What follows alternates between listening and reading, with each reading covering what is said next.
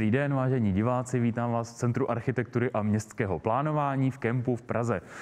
Dnes budeme pokračovat další přednáškou ze série Městověda. Je to už po čtvrté, co se tu potkáváme nad tím, jak města fungují, jak se chovají. A dnes se budeme věnovat tomu, jak se řídí a jak se při řízení města můžeme rozhodovat a jaká rozhodnutí lze udělat. Tyto přednášky pro vás připravuje Tomáš Hudeček, bývalý primátor hlavního města Prahy, současně náš kolega na Institutu plánování a rozvoje, řídí sekci rozvoje města, ale je taky pedagogem. Proto tyto přednášky mají takový trošku vzdělávací charakter, vy se v nich dozvíte spoustu zajímavých věcí a můžete na ně i reagovat. Jako vždy máme připravenou chatovací místnost na slido.com. Pod hashtagem Kempuj online se dostanete do té místnosti a uvidím vaše otázky a budu se moct Tomáše Hudečka zeptat na vaše dotazy. On vám na ně odpoví. Myslím, že dnešní večer zabere asi hodinu času, takže pokud ho s námi strávíte, budu jedině rád. Tomáše Hudečka tady vítám. Ahoj Tomáši. Ahoj, dobrý den.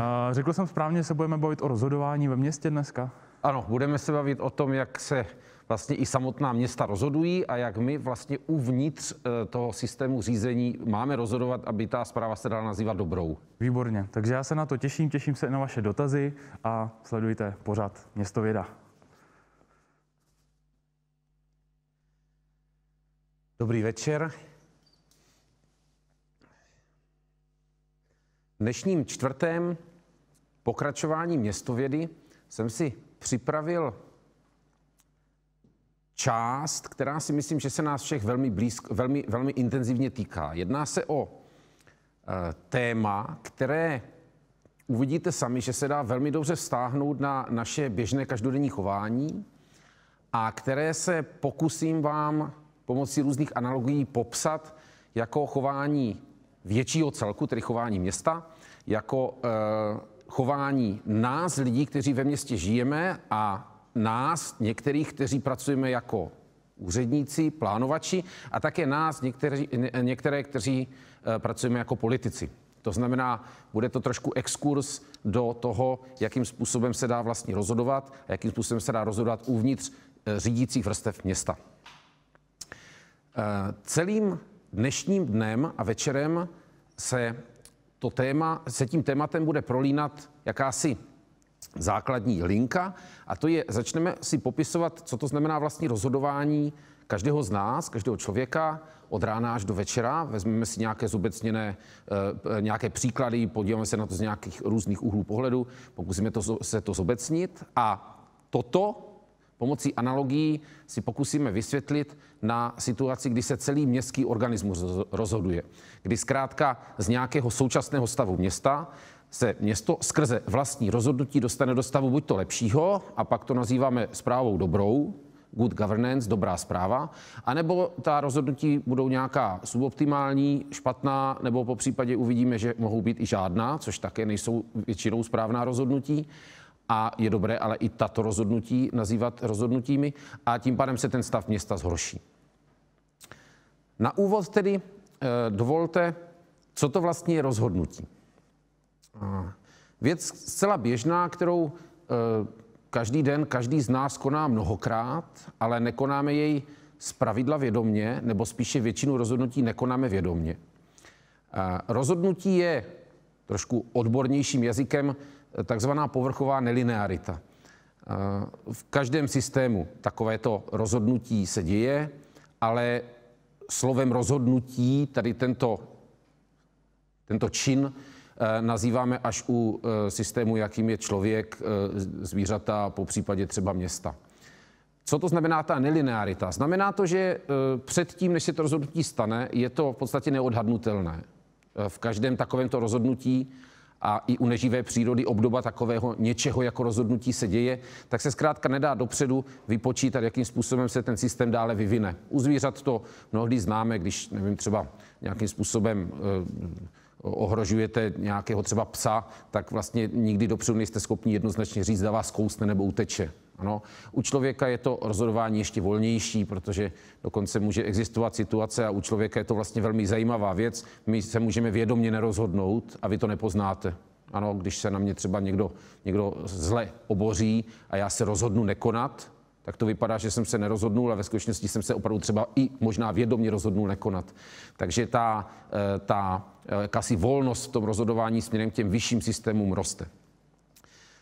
Nelinearita, to slovo znamená také, že uvnitř toho celého procesu je zpětná vazba, to pozitivní zpětná vazba. To znamená, na začátku je většinou nějaký relativně malý impuls, který v běžné situace zůstane někde hluboko u nás a vůbec nedojde do té nějaké akce, do toho něčeho, co zkrátka je třeba vidět okolo vás. Prostě to je utlumeno, mnohdy si to ani neuvědomíme, ale ve chvíli, kdy se tento impuls nabalí jako sněhová koule do nějaké určité velikosti, tak se zkrátka může projevit i jako emergentní vlastnost chování toho celého systému a tedy se projeví jako takzvaná pozitivní zpětná vazba a my při pozorování vně toho systému, při pohledu na toho člověka vidíme, že on něco udělal. Takováto zpětná vazba je věcí, kterou my všichni kolem sebe známe. Dneska se hodně skloňuje příklad změny klimatu, kdy další skleníkové plyny dávané do naší atmosféry způsobí oteplování, což znamená vlastně další jakousi spirálu zpětnovazební, která roztáčí to zhoršování teploty a klimatu a nazýváme to zpětnou vazbou. Stejná zpětná vazba nastane třeba, když, a zase se to děje, nestaví se příliš byty, ještě o tom dneska bude řečeno, takže rostou ceny. Tím, že rostou ceny, tak se každý nový byt, vlastně, který se prodá, tak je ještě dražší a je to taková zase spirála, která tím pádem neustále zvyšuje ty ceny bytů. Rozhodnutí je nelinearita a povrchová. Povrchová znamená, že to není věc, která zasáhne příliš hluboko dovnitř toho systému. Jinými slovy, v případě, že já se rozhodnu něco udělat, tak jsem se třeba pohnul. Ano, nebo jsem se oblékl, nebo jsem se najedl, ale nepřetvořil jsem se, nestal se ze mě krokodýl nebo nějaká sova nebo něco takového. Prostě je to opravdu povrchová věc. Není to věc, která nás proměňuje v hloubce. Běžné rozhodnutí systému znamená, že se něco stalo s chováním toho systému. Co je důležité u rozhodnutí vědět, a je to velmi důležité pro to, aby jsme pochopili, jak se rozhoduje město jako organismus, je, že rozhodnutí vždycky vyžaduje úsilí. Změny v našem chování, které úsilí nevyžadují, tak nenazýváme rozhodnutí. Vždycky je potřeba nějaké úsilí. A teď jak velké úsilí? No tak každý z nás zažívá těžká rozhodnutí, lehká rozhodnutí. Některá rozhodnutí jsou těžká, protože máme zdánlivě hodně variant toho budoucího stavu, kterého chceme dosáhnout. Některá rozhodnutí jsou těžká protože naopak nevíme, protože je tam velká nejistota. Nejistota je velmi významná část rozhodování každého systému. Těžká rozhodnutí většinou odkládáme. Nechce se nám je udělat, protože nám strach a nejistota z toho chaosu, který vznikne poté, co rozhodnutí provedeme, tak nám brání v tom se do toho chaosu posunout. Každé rozhodnutí bourá okolní řád a nastavuje nějaký nový řád, respektive zárodek nového řádu, který se dalším vývojem může ještě upevnit.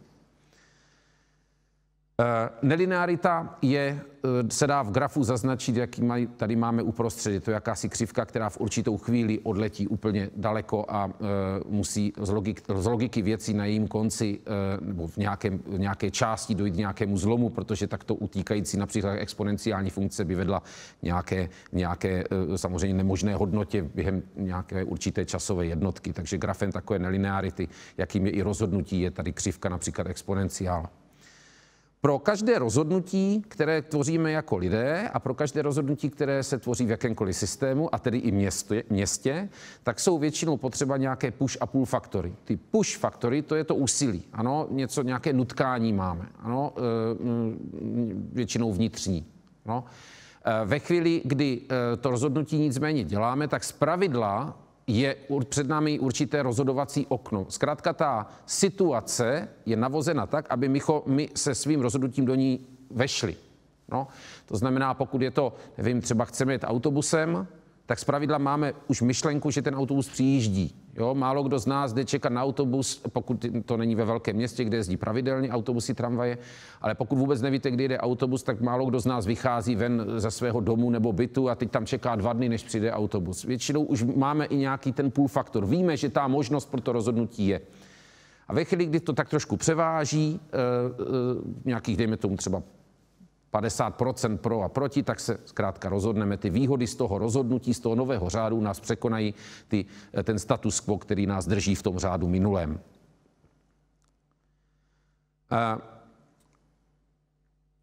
Úplně stejně funguje rozhodnutí města, ale my, než se budeme zabývat tím rozhodnutím městského organismu, tak je potřeba si popsat jednu takovou docela důležitou věc. A to je rozhodnutím je dobré nazývat dvě akce zároveň, a to rozhodnutí a akci. Proč zdánlivě takhle složitě dávám dohromady dva oddělené činy, dvě oddělené akce, jako je rozhodnutí a akce. Popišme si to na něčem, co každý z nás zažívá. Je to také typické rozhodnutí, každé ráno, a to zní vstanu. Asi všichni tušíme, a děje se nám to často, a mě rozhodně, že poté, co procitnu, tak si mnohokrát řeknu vstanu. A všimněte si, že se ještě vůbec nic nestalo. No, to znamená, sice jsem se rozhodl, že vstanu, ale pokud se na mě kdokoliv dívá, má žena, mé děti, můj pes, má rodina, tak já furt ležím v posteli. A těžko je budu přesvědčovat o tom, já už jsem se rozhodl, že vstanu, jo, já jsem rozhodnutý. No, to znamená, z pohledu zvenčí to rozhodnutí je dobré spojovat opravdu s akcí. Kdybychom se vrátili k městu, tak to znamená, že rozhodnutí města postavit most ještě zdaleka není rozhodnutí, které znamená, že se postavil most. Takže pokud mluvíme o rozhodnutí někoho jiného, tak zpravidla máme na mysli rozhodnutí a viditelný projev toho rozhodnutí, už nějakou akci. Takže pokud mluvíme například o New Yorku nebo San Francisku před 100 lety, které se rozhodlo postavit Golden Gate, významnou zlatou bránu, most přes úžinu na svém severně od tedy centra města, tak to znamená, že mluvíme o situaci, kdy město se rozhodlo a postavilo most. Když se takto díváme na rozhodnutí, jak naše vlastní, tak městské, tak nám dochází, že uvnitř toho rozhodnutí až směrem k tomu opravdu činu, to znamená, dejme tomu postavený most, se událo spousta nějakých malých rozhodnutí uvnitř toho daného systému. U města je to úplně jasná naše aktivita, že aktivita nás lidí, kteří most nejspíše chtěli, byli tam nějací plánovači, kteří ho nachystali, byli tam nějací politici, kteří rozhodli, že se ten most má postavit, byli tam úředníci, kteří zprocesovali veřejnou zakázku, a když ti dělníci po nějakých, v případě Golden Gate to bylo relativně málo let, myslím 3 nebo 4 roky, v Česku by to bylo 15 až 20 let, se opravdu došlo k něčemu takovému, jako že se most postaví, tak my vlastně na závěr řekneme, město postavilo most, rozhodlo se postavit most.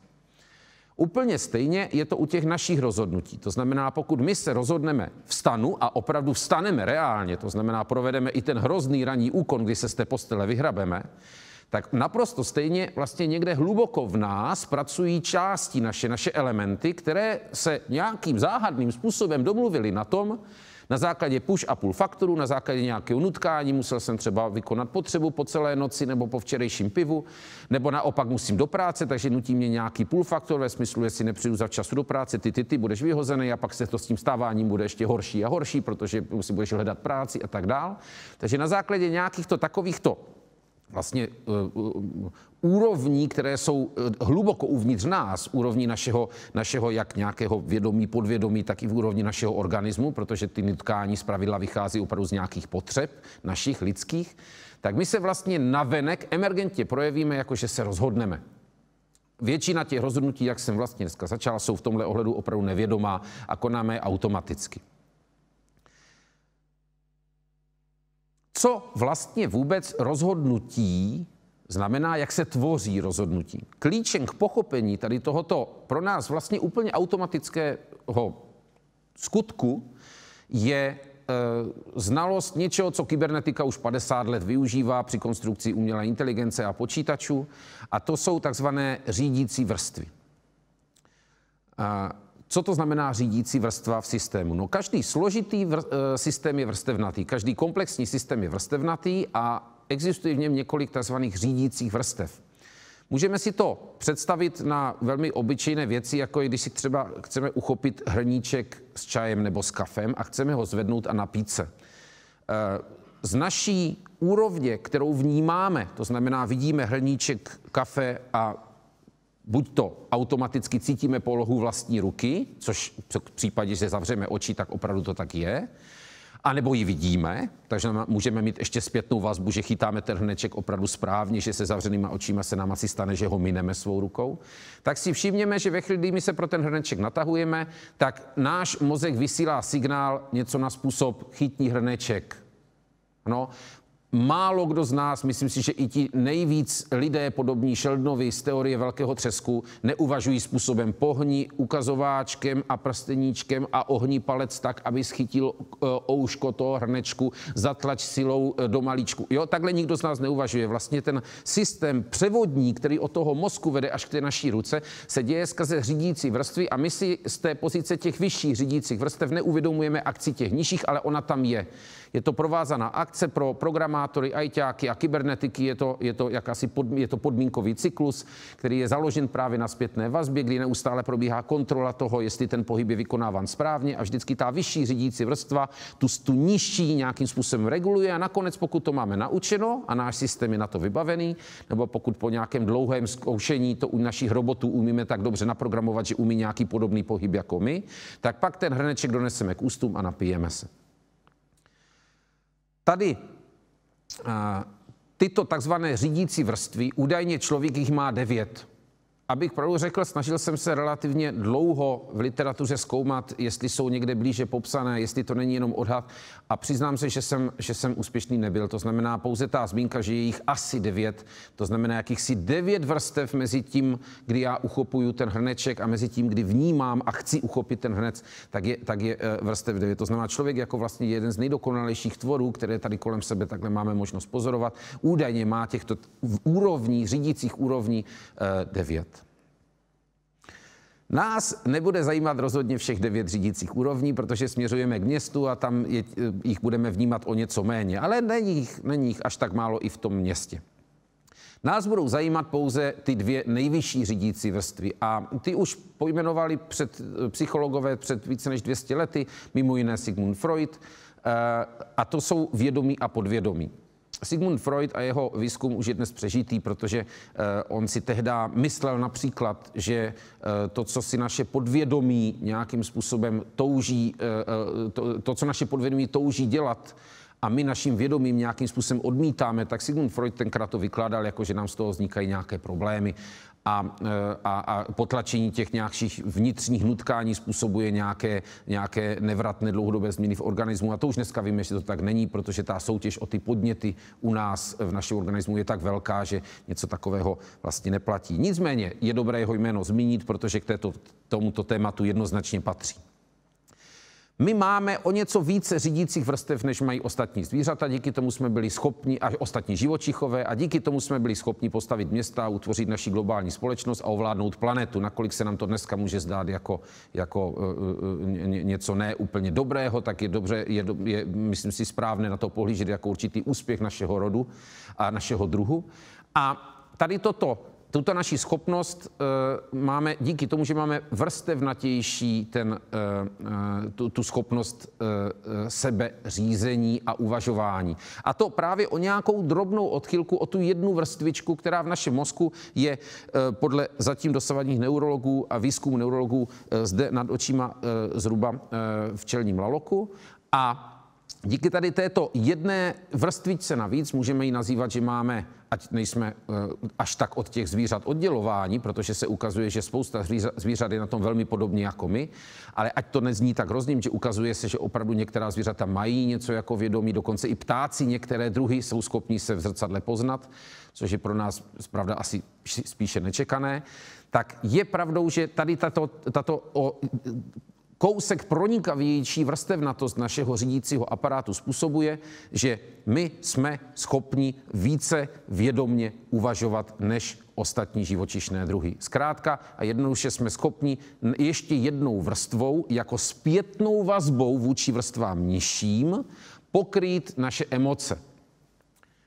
Již staří Řekové rozdělovali naše uvažování na takovéto emoční a rozumové. Ono ve skutečnosti tady se opravdu trošku zmýlili, protože ta vyšší vrstva je jenom další emoční vrstvou. Ano, ty vrstvy jsou všechny stejné. My jsme nejemočnější tvorové. Vemte si, jak umíme plakat, jak umíme se smát. To opravdu je vidět, že máme o tu jednu emoci více. A vlastně ta skutečnost, že ta vyšší řídící vrstva je regulací těch nižších, že je nějak pokrývá, a za chvilku si o tom řekneme, jak to ve skutečnosti vlastně probíhá, tak nás nějak neopravňuje k tomu říkat, že ta vrchní vrstva je nějak jako jiná, že je nějaká rozumová. Jo, není. Jo? Je to jenom pronikavější vrstevnatost. Ty role těch řídících vrstev, a nás budou zajímat ty opravdu dvě nejvyšší, to vědomí a podvědomí, jsou velmi významně jiné. Ta úroveň vědomí, která je velmi významně v případě člověka spjata s okolím, to znamená, dá se vlastně říct, že dnešní lidé, kteří vyrůstají už obklopení sociálním okolím, městy a společností a televizí a internetem a virtuální realitou, tak se vlastně opravdu vyvíjí z hlediska jejich vědomí mírně jinak než naši dávní předci, kteří vyrůstali v nějaké tlupy někde v lese anebo po případě v nějakých raných osídleních. Takže opravdu úroveň našeho vědomí se malinko proměňuje. No, ta nejvyšší řídící vrstva má za úkol vnímat větší takzvaný časový dvorec, jak řekl německý filozof Edmund Husserl. Znamená to, že my jsme schopni pokrýt svým mozkem a svým uvažováním dobu od nějaké dávné minulosti, od vzpomínek a dokonce pomocí informačních nosičů, od nějaké historie lidstva až po nějakou vzdálenou budoucnost. Máme nějakou představivost. Nějakým způsobem si dokážeme říct, co chceme za dlouhý čas pro sebe, pro naše děti, pro naše vzdálené potomky. Proto odtud také strach o naši planetu. Ano, respektive planetu ve vztahu k nám, aby tady zůstala i pro naše potomky. Nevypadá to, že se můj pes doma strachuje o tom, co bude s naší planetou. No, tento časový dvorec on takto nevnímá. Nižší řídící vrstva, to znamená v tuto chvíli, když mluvíme o těch dvou nejvyšších podvědomí, takovouto schopnost nemá. Naopak je to úplně geniální mozek, který pracuje s miliony a miliony vjemů, které jdou skrze mé receptory do mého mozku, které regulují homeostázu uvnitř mého organismu, které jsou v případě, že dojde k jakékoliv změně, nějakému ataku na mě, tak jsou schopni okamžitě zvolit nějakou strategii, jak se s tím vyrovnat. A tady je to úplně dokonalý počítač, který podvědomí, versus ta nejvyšší vrstva, to vědomí, tak z hlediska aktivity se zpravidla o ní mluví podobně jako u ledovci. 9/10 je schovaná pod hladinou, což je to podvědomí, a 1/10 z hlediska spotřeby energie a vlastně toho výpočetního výkonu je to vědomí. To znamená, nebuďme zas tak hrdí na to, jak jsme strašně rozumní a skvělí, jak máme vyvinuté vědomí. Za prvé ho používáme velmi zřídka, většina z nás. Za druhé, asi třetinu dne prospíme, takže málo kdo z nás vědomě uvažuje, když spí. A za třetí, i když uvažujeme vědomě, tak mnohdy ta rozhodnutí, která konáme, nejsou až tak rozumná, jak si myslíme v tu chvíli. Většinou z pohledu zpětně jsou ta rozhodnutí spíše nerozumná. Takže je dobré držet se s takovým tím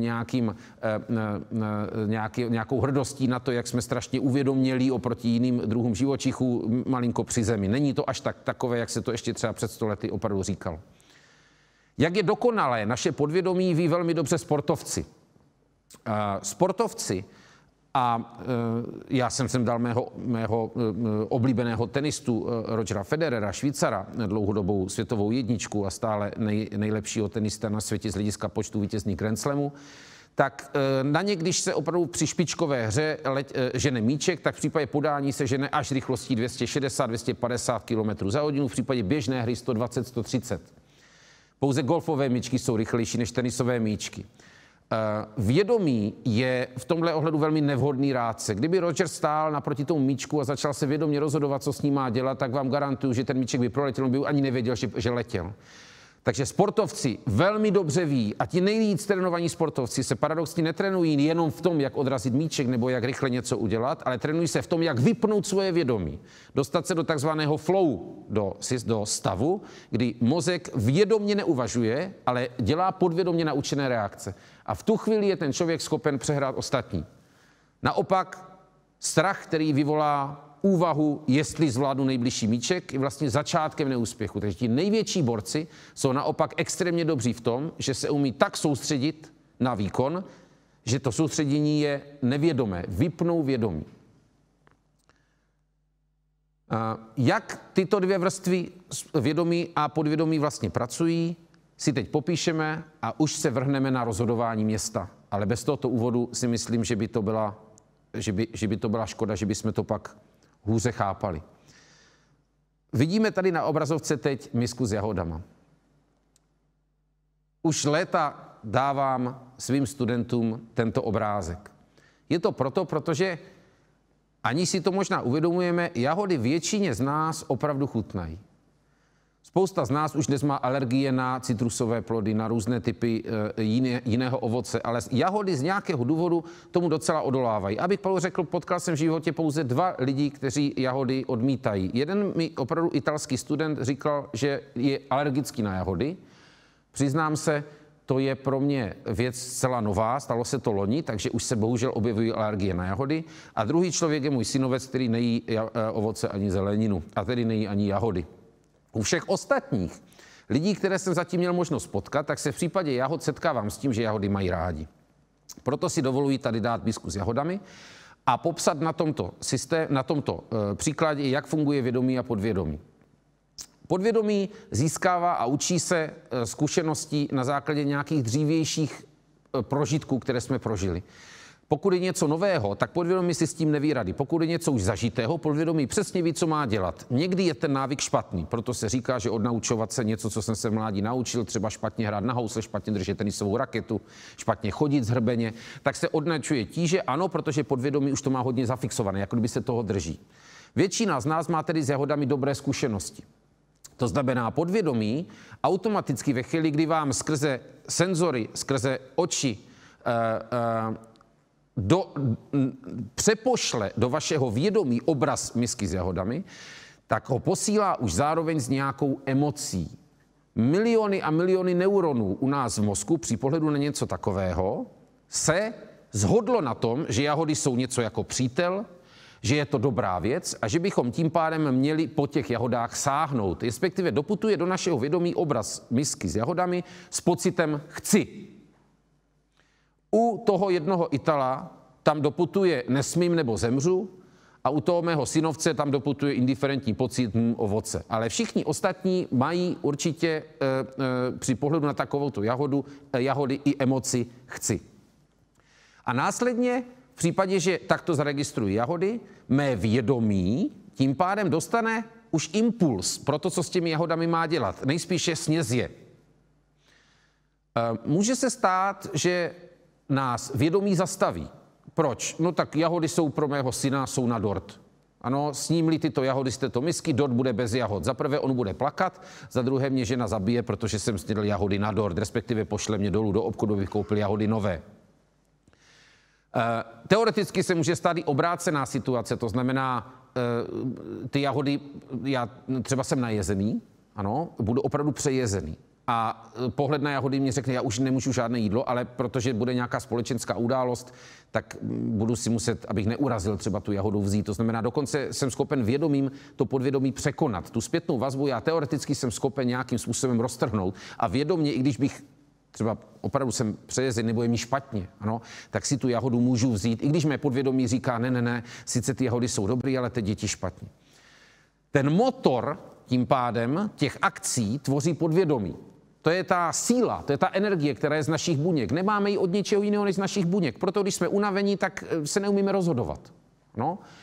Dokonce psychologické výzkumy lidí, kteří měli nějakým způsobem poškozený mozek v důsledku nějakého třeba nádoru nebo nějaké opravdu jiné problematické dysfunkce, tak ukázali, že bez tady tohoto bez té emoční schopnosti, která je uvnitř našeho podvědomí, se neumíme rozhodnout. Ostatně známe to, počítač absolutně 100% racionální stroj se taky nerozhodne. My mu musíme říct, natáhni ruku, konej, jo, musíme mu dát nějaký cíl. No.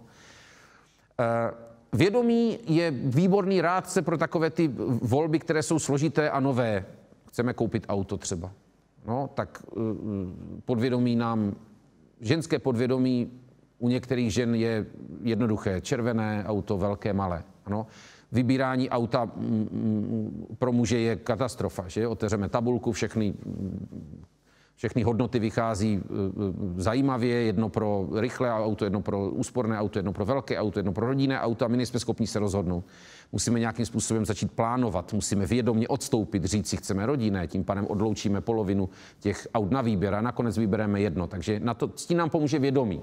Podvědomí toto neumí. Ty role jsou opravdu velmi významně jiné.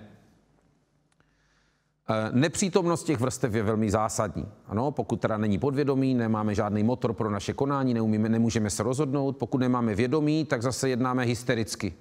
No, pokud jednáme nevědomě, tak jsou to takové ty reakce typu on do mě píchnul, tak já ho taky praštím. No, on na mě zařval, já na něho taky zařvu. Dostal jsem pěstí, dostane pěstí. No, všimněte si, jak je to blízko těm bojům, no, těm sportům, kde se bojuje.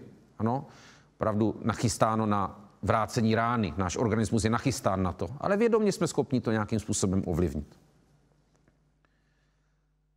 Tolik, byť dlouhý, ale přece jenom úvod o tom, jak funguje náš organismus. Pro většinu z nás to je věc, kterou každý den využíváme, děláme, ale možná jsme tady tuto podstatu nevěděli a proto se nezlobte, že jsem ji takto uvedl. Každý systém má také, každý pokročilý systém je vrstevnatý a má ty řídící vrstvy. A samozřejmě u města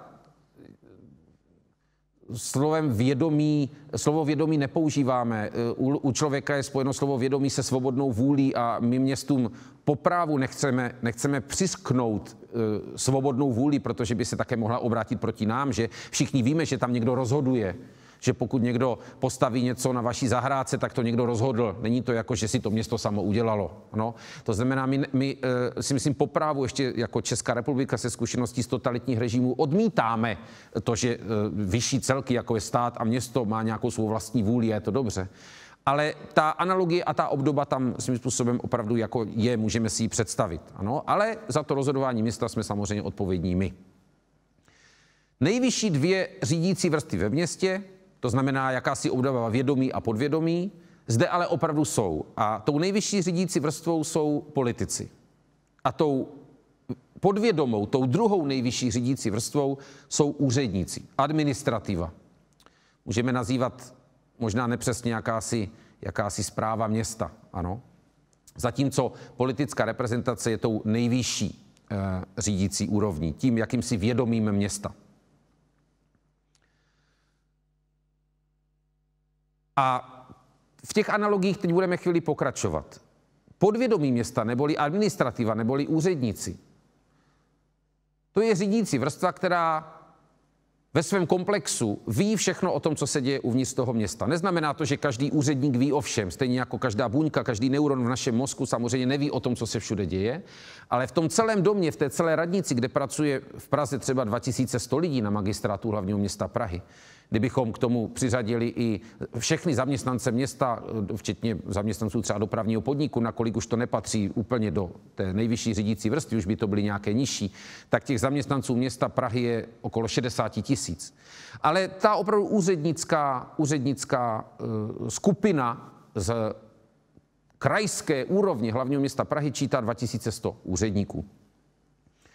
Ti mají za úkol pracovat a vykonávat to, co v rámci už jakýchsi dřívějších zvyklostí v tom městě běží a má běžet dále. Takže mají řešit nějaké problémy, které k ním doputují z receptorů města, z nějakých informačních zdrojů. Takže třeba v případě, že se na nějaké křižovatce srazí dvě auta, a řidiči si to vyřeší sami, tak to do úřednické roviny, do té úrovně podvědomí města nedojde. V případě, že se ty dvě auta srazí a už je potřeba volat policisty kvůli pojištění, tak se to objeví ve statistice policejní. Což už se aspoň někde objeví jako informace uvnitř podvědomí města, ale samozřejmě museli si to někdo vyčíst z té tabulky. Bude to nějaká jedna jednotka v podobě třeba nějaké nehodovosti u nějaké křižovatky. Když to zrovna bude křižovatka velmi rušná, s velkou nehodovostí, tak by se to následně mělo řešit. Pokud náhodou se stane havárie na nějaké křižovatce, která způsobí kolaps poloviny města, což si dokážeme jak v Brně, tak v Ostravě, tak v Praze představit na nějakých hlavních křižovatkách nebo na nějakém mostě v centru města, tak se to samozřejmě dozví už velmi vysoké řídící vrstvy toho města. V krajním případě, i pokud je to opravdu katastrofa nějakých větších rozměrů nebo je to opravdu nějaký krizový stav, tak to doputuje až k samosprávě. Nejprve jako informace. To znamená, pozor, máme velkou havárii ve městě, anebo to tam dojde i jako otázka. Máme velkou havárii ve městě, co s tím? Možnosti jsou ty a ty. Pokud je to situace, která se už někdy dříve stala, budou na to postupy a to podvědomí to bude umět zpracovat. Pokud je to situace nová, tak podvědomí v tomto ohledu bude trošku tápat. Úředníci budou konat podle předpisů, které mají, nejvyšší úroveň těch úředníků, protože to je vrstevnatá věc, je tam nějaký ředitel magistrátu, jsou tam nějací zástupci ředitele, vedoucí odboru, ředitele odboru, vedoucí oddělení, tak samozřejmě ta hlava ještě ve spolupráci s nějakým integrovaným záchranným systémem se bude samozřejmě snažit najít řešení. Ale v případě, že to bude opravdu zasahovat do nějaké celoměstského problému, do nějaké politiky, tak už musí být kontaktována samospráva, primátor, rada hlavního města Prahy nebo rada nějakého statutárního města nebo jiného města a ta by měla vlastně rozhodnout. Problém je mnohdy v tom, že je potřeba rozhodnout rychle a už jenom to propojení směrem nahoru tolik řídících vrstev pravidla trvá. Politici naopak mají za úkol to město rozvíjet. To znamená, měli by mít ten, podobně jako vědomí u člověka, ten širší časový dvorec. Měli by to všechno dávat do souvislostí. Měli by buď to sami být voleni do samosprávy města s tím, že chtějí přinést něco nového z jiných měst, anebo z nějaké vůle lidu změnit něco ve městě, nebo by měli zaručit, že se to město opravdu tím systémovým způsobem učí, že je to takzvané učící se město, to znamená, měli by zaručit, že třeba ty buňky, to znamená ti úředníci z té nižší řídící vrstvy se jezdí třeba učit do zahraničí. To je taky role politiků, vzdělávat podvědomí. Funguje to, prosím vás, velmi podobně, jako když si třeba vědomě řekneme, že se chceme něco naučit. A může to být šokovou terapií, třeba se někdo chce otužovat. Ano. Ne všichni z nás mají rádi otužování, respektive ten první okamžik skočení do studené vody nebo výjití do mrazu, málo kdo z nás vnímá jako něco krásného. Jo? Všichni, kdo se otužují, tak ví, že ta slast se dostavuje po nějakém čase, zejména potom. No? Konáme to vlastně kvůli tomu potom a samozřejmě svému zdravotnímu stavu. Nicméně, co se v tom organismu děje? Ten organismus není nastaven úplně a priori na to, aby jako nějak nadšeně přivítal chlad, zimu, studenou vodu. Ale my to vědomě uděláme, že si říkáme, pomůže nám to, budeme zdraví, budeme odolní proti nemocem, budeme žít déle, budeme žít zdravě, na stáří budeme ještě schopni se nějakým způsobem dobře hýbat, budeme dobře vypadat, bude nám dobře, zkrátka. Takže my vědomě donutíme to podvědomí něco vykonat, to podvědomí vlastně jako to tak trošku nechce, ale protože má schopnost, a my to víme, že otužování je jako vlastně dobrá věc pro lidské tělo, tak to podvědomí to nějak to zvedne tu výzvu, zvládne to. No, a samozřejmě můžeme udělat chybu, že? Můžeme to jako přehnat. Ano, a pak toto podvědomí ani nezvládne, nastane nějaký kolaps organismu. Přehnali jsme zátěž. Je úkolem vědomí to neustále, to podvědomí trošku trénovat. Ano, to znamená, je úkolem politika dohlížet na to, že ta úřednická reprezentace maká, že se obnovuje, že přichází nové vjemy z jiných měst, že rostou na těch nižších řídících úrovních nějací experti, zkušení lidé, kteří byli poslani do zahraničí, vrátili se, přinesli nějakou schopnost digitalizace nějaké agendy, lepšího řešení problémů, které to město do té doby mělo. Toto je nedílná součást politické činnosti a podobně jako u našeho organismu je to vlastně jako svým způsobem jakási povinnost. A negativní vlastností a stránkou tady tohoto přistupuje, když to ta politická reprezentace přežene. V Praze se to dělo v nějakém minulém období, když se vyhazovali všichni schopní lidé. No? Nebo když se příliš spolitizuje ta úřednická rovina a jakmile ten úředník pod vámi není z nějaké vaší politické strany, tak ho odstraníte, protože vám nevyhovuje nějakou loajalitou. Tak tohle je věc, kdy to podvědomí decimujeme. No, to je situace, kdy i v našem organismu to tím pádem by to znamenalo něco, jako když prostě třeba každý den pijeme alkohol ve velké množství. No, tak sice ten organismus zkoušíme, ale ve skutečnosti ho ničíme. Takže dá se to přehnat ze strany té politické reprezentace. I tady toto. Ze strany úředníků je potřeba, aby se snažili vykonat to, co říká to vědomí. To stejné jako opravdu, když se třeba otužujeme. A nebo dobrým příkladem jakési síly těho vědomí a podvědomí politiků versus úředníků je situace, kdy se snažíme vědomě zadržet dech. Ano, všimněte si, umíme to. My vědomě zadržíme dech. My jsme schopni jako zpětná vazba našemu podvědomí říct, tak a já teď nebudu dýchat. Všimněte si, že to vydržíme podle našich schopností nějakou minutu, někteří z nás 2, pár z nás 3 a více minut, a pak se rozdýcháme. To podvědomí je silnější. Neznamená to však, že už na začátku odmítlo tu akci. Jinými slovy, na začátku já jsem řekl, zadržím dech, a teď to není jako, že já si řeknu, zadržím dech a to podvědomí furt dýchá. Ne, stalo se to opravdu, umím to přetlačit. Takže úplně stejně vlastně ten úředník ve chvíli, kdy mu politik něco nařídí, tak on by se správně opravdu měl snažit. Měl by se snažit to vykonat. Že to nakonec nedopadne, protože to opravdu bude třeba velmi hloupý příkaz, jo, nevím, co může být takový příkaz. Mnohokrát se setkávám u nějakých svých relativně militantních částí studentské obce, že přijde a řekne, já bych v Praze zavřel všechny silnice do Středočeského kraje, aby nám sem ti lidi nejezdili. Tak je to určitě zajímavý nápad. Možná by sklidil u několika lidí opravdu úspěch, něco takového. Většině normálním dojde, že by ta pražská ekonomika velmi rychle skolabovala a hlavně těžko by, jako jak byste to udělali, že na těch zátarasech ti lidi potřebují do práce, jo, jinde vlastně jako živobytí. No, zkrátka, nicméně stalo by se to. Ten příkaz by zněl zavřete. Ano. No a to zavřete znamená, že by se opravdu policie postavila na ty dálnice od D1 až po dneska tedy D11, časem možná i nějakou 12, co jsou okolo Prahy, no a tak by to tam chvilku stálo. No všimněte si, že relativně rychle by nastoupily ještě vyšší celky do toho, že to je nezákonné a tak dál, protiústavní omezování svobody pohybu, já nevím co všechno, i když v případě pandemie si všimněme, že jsme schopni při tom stavu krize udělat ledacco. No a následně by to podvědomí vlastně přetlačilo zase.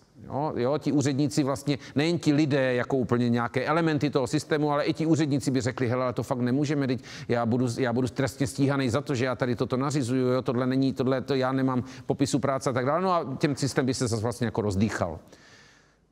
Všichni cítíme, že to je analogie jako opravdu velmi hrubá až úplně scestná, ale pro ten příklad toho jednání vyšší a nižší řídící vrstvy si myslím, že může docela dobře posloužit v případě nějakých dalších nápadů, které politickou reprezentaci určitě potkají v různých městech České republiky. Je dobré do toho rozhodování města zahrnout i lidi. Jak vlastně ty řídící vrstvy ve městě vznikly? Jak vzniklo to úřednictvo a ta samospráva? No, docela dobře je to vidět na třeba půdorysech měst, to znamená, teď skočíme k architektuře, ale nejenom, nebo k urbanismu, ale dá se to najít i v leda z jaké činnosti, kterou bychom našli v archivech nebo nějakých dějinách v historii. Když vzniká osídlení, což jsou takzvaná organicky založená města, tak se rozvíjí živelně. To znamená, někde se pár lidí domluví na nějaké křižovatce obchodních cest, postaví se tam pár domů, vznikne nějaké náměstí a okolo v těch příjezdových uličkách se začnou stavět živelně domy. Každý, kdo se rozhodne postavit tam dům, tak ho tam dělá někde. No a všichni ostatní lidé a obyvatelé toho nějakého budoucího města se můžou rozhodovat úplně stejně svobodně, mimo tu jedinou možnost, a to je, nemůžou si dům postavit tam, kde si ho postavil ten minulej, ten, co se rozhodl postavit ten dům těsně před nimi. Ale vlastně mají neomezené množství možností. Můžou to postavit opravdu ten nový dům téměř kdekoliv, jenom už ne tam, kde stojí další dům. Časem, když ta města získají sílu a objeví se spory mezi těmi lidmi, tak si zvolí nějakého rozhodovače. Zvolí si někoho, kdo má, dohodnou se na nějakých pravidlech a zvolí si někoho mezi sebou, kdo má nad těmi pravidly bdít. Kdo má jakousi takovouto institucionalizovanou, původně jenom dohodu, následně institucionalizovanou situaci už dále hlídat. A objeví se vlastně řídící vrstva. Zatím pasivní, protože ona pouze rozhoduje. Ne, ty jdeš proti tomu, ano, ty jsi v souladu s tím pravidlem. Když tady tato řídící vrstva ještě trošku povyroste, město se rozroste a je na ní kladeno více a více požadavků, tak tato řídící vrstva se začne sama osamostatňovat a začne z toho původního pasivního řízení projevovat aktivní řízení. To znamená, začne říkat, no počkej, ale já musím sám vymyslet pravidla na to, jakým způsobem se má třeba město stavět. No a v případě města urbanismu to znamená, že se najmul architekt, který naplánoval uliční síť, a následně už se ty domy dávají podle nějaké struktury, podle nějaké mřížky, v případě nejjednodušší je to pravidelná čtvercová mřížka. Takže tak poznáte města organicky rostlá, jako je třeba Toledo, které je vlevo na té obrazovce, nebo naopak města takzvaná založená, jako je třeba New Orleans, které i to samotné centrum už je pravidelná mřížka. Takto vznikají řídící vrstvy města a následně samozřejmě se to všechno provazuje, to znamená, ta vyšší řídící vrstva už na to sama nestačí, takže si ještě zbuduje nějakou výkonnou složku, nějakého opravdu výběrčí daní nebo nějaké, dneska bychom řekli front office na přepážkách, úředníky, kteří s těmi lidmi vyjednávají, počítají rozlohu půdy, vybírají daně, rozlohu zabrané půdy, vybírají daně, řeší nějaké problémy v případě, že se ten systém zesložití, objeví se tam školy, nějaký zdravotní systém nebo nějaká kultura, tak se do toho stále více a věcí zapojuje. Ten systém se zorganičťuje a následně už to funguje, jako když se roztočí motor. Už to od sebe neoddělíte, už je to zkrátka vývoj evoluce, jako kdyby se motala sněhová koule a neustále nabaluje další a další věci a vy už to nejste schopni nikdy rozmotat a musíte s tím celkem už uvažovat jenom v celku. Vývoj už ho zkrátka dále obchází, už je to jednotka, která nějak funguje. Výhoda, funguje to, nevýhoda, nedá se to už moc změnit. Ano, už to jednou zkrátka jede, motor se roztočil. Co když ty vrstvy nejsou? Říkali jsme si u našeho mozku, když chybí podvědomí, nemáme energii konat. Když chybí vědomí, chováme se hystericky. Co když nebudou úředníci? Zítra od pátku bychom vyhodili všechny úředníky magistrátů hlavního města Prahy. Prostě zavřeli bychom dům, oni by nepřišli. Stáli by před. Řekli bychom, že ani očkování nestačí a kvůli výskytu 7 mutovaných variant covidu se nesmí vstoupit do magistrátu a nesmí tam nikdo zítra vejít. No tak úplně stejně, jako když v našem mozku by chybělo podvědomí, by nastala by nějaká porucha, relativně okamžitě by nastal nějaký strašný chaos. Těžko vůbec předjímat, co všechno se stane. Ano? Jenom tak pro vaši představu, když vezmeme nejvyšší vrstvu, řídící vrstvu, politiky, tak ti na radě hlavního města Prahy a u Ostravy a Brně je to zhruba podobné. Jednou týdně schvalují zhruba 100 usnesení. Někdy 200, někdy 50, někdy víc. V případě, že počítáme do té nejvyšší vrstvy, a to bychom měli i zastupitele, tak to je jednou měsíčně nějakých 100 usnesení. No, většinou je to balík papíru, opravdu. Dneska už elektronicky naštěstí a nemusí se tolik papíru tisknout. A to je nejvyšší řídící vrstva. To je to, jak jsme si říkali, to je to naše vědomí, které používáme jenom chvilku. Jo? Jenom chvilku během dne, nikdy ne během noci. No a podvědomí, 2100 úředníků. Každý provede 10 až 50 úkonů denně. Každý z vedoucích úředníků řídí relativně velkou škálu svých podřízených. A tady tyto vyšší řídící vrstvy, protože úředníci jsme řekli, že je to podvědomí, že je to ta druhá nejvyšší řídící vrstva. Má ještě propojení na ty receptory, to znamená, tam máme všechny ty další zaměstnance města. Nebo nějaké instituce na ně napojené, kterých jsme si říkali, že je třeba opravdu v Praze 60 000. Tak když si představíte to množství těch úkonů, které se nestanou od zítra od rána, tak dobře, u vás doma se nejspíše zdí nezřítí, ale relativně brzo třeba přestane téct voda, elektřina, Wi-Fi, pro většinu mladých mnohem důležitější věc než voda a elektřina, i když je s tou elektřinou spojena. Nedojede sanitka. V případě, že by okamžitě jsme takhle uzavřeli podvědomí města, včetně nějakého kontaktu až na nějaké receptory. Naštěstí záchranná služba hlavního města Prahy patří pod město, ano? Ale nemocnice ne, takže nemocnice by jeli, ale už by vás tam třeba nedovezli. Takže bez toho podvědomí, a teď samozřejmě nejedná se o každého jednoho úředníka, mluvíme o celém podvědomí, to znamená, kdybychom vylidnili ten stav toho města, stav jako úředníky a pracovníky, tak nastane vlastně okamžitě chaos.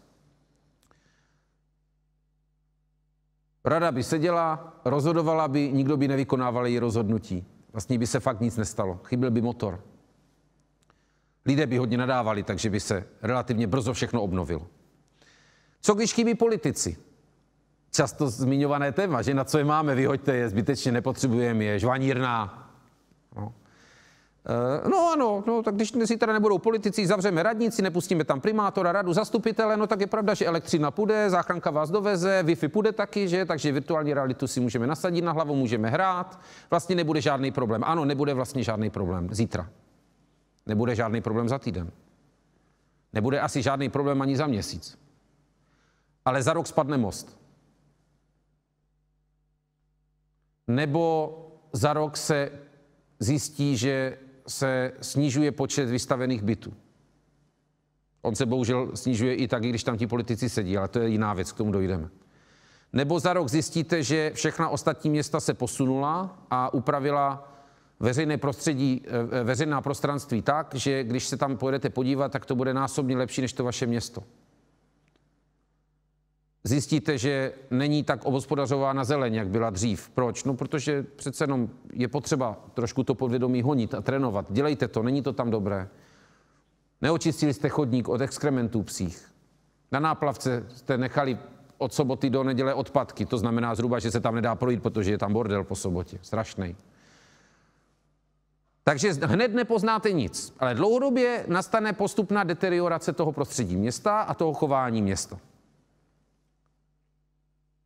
Můžete říct, to samé se děje, i když tam ty politici jsou. No ano, ale to jsme ještě nevyzkoušeli situaci, kdy tam vůbec nebudou. Takže úplně bych takhle optimistický v tom srovnání nebyl. V případě, že nemáme vědomí, organismus se chová hystericky. A skutečně. V roce 2017 v prosinci, si někteří možná vzpomínáte, z ničeho nic spadla trojská lávka.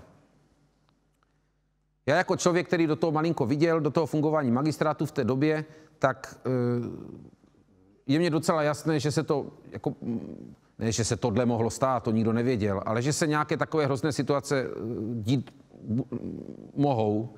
A to proto, protože atmosféra v tom období 14 až 18 byla takové opravdu, jako spolu tam nikdo nekomunikoval. Takže taková ta běžná věc, kdy politik se baví s úředníkem i neformálně a politici mezi sebou se baví a sdělí si třeba jako, hele, ale víš, ty mosty naše nejsou v dobrým stavu. No tak počkej, já s tím něco udělám. Mně to neprobíhalo.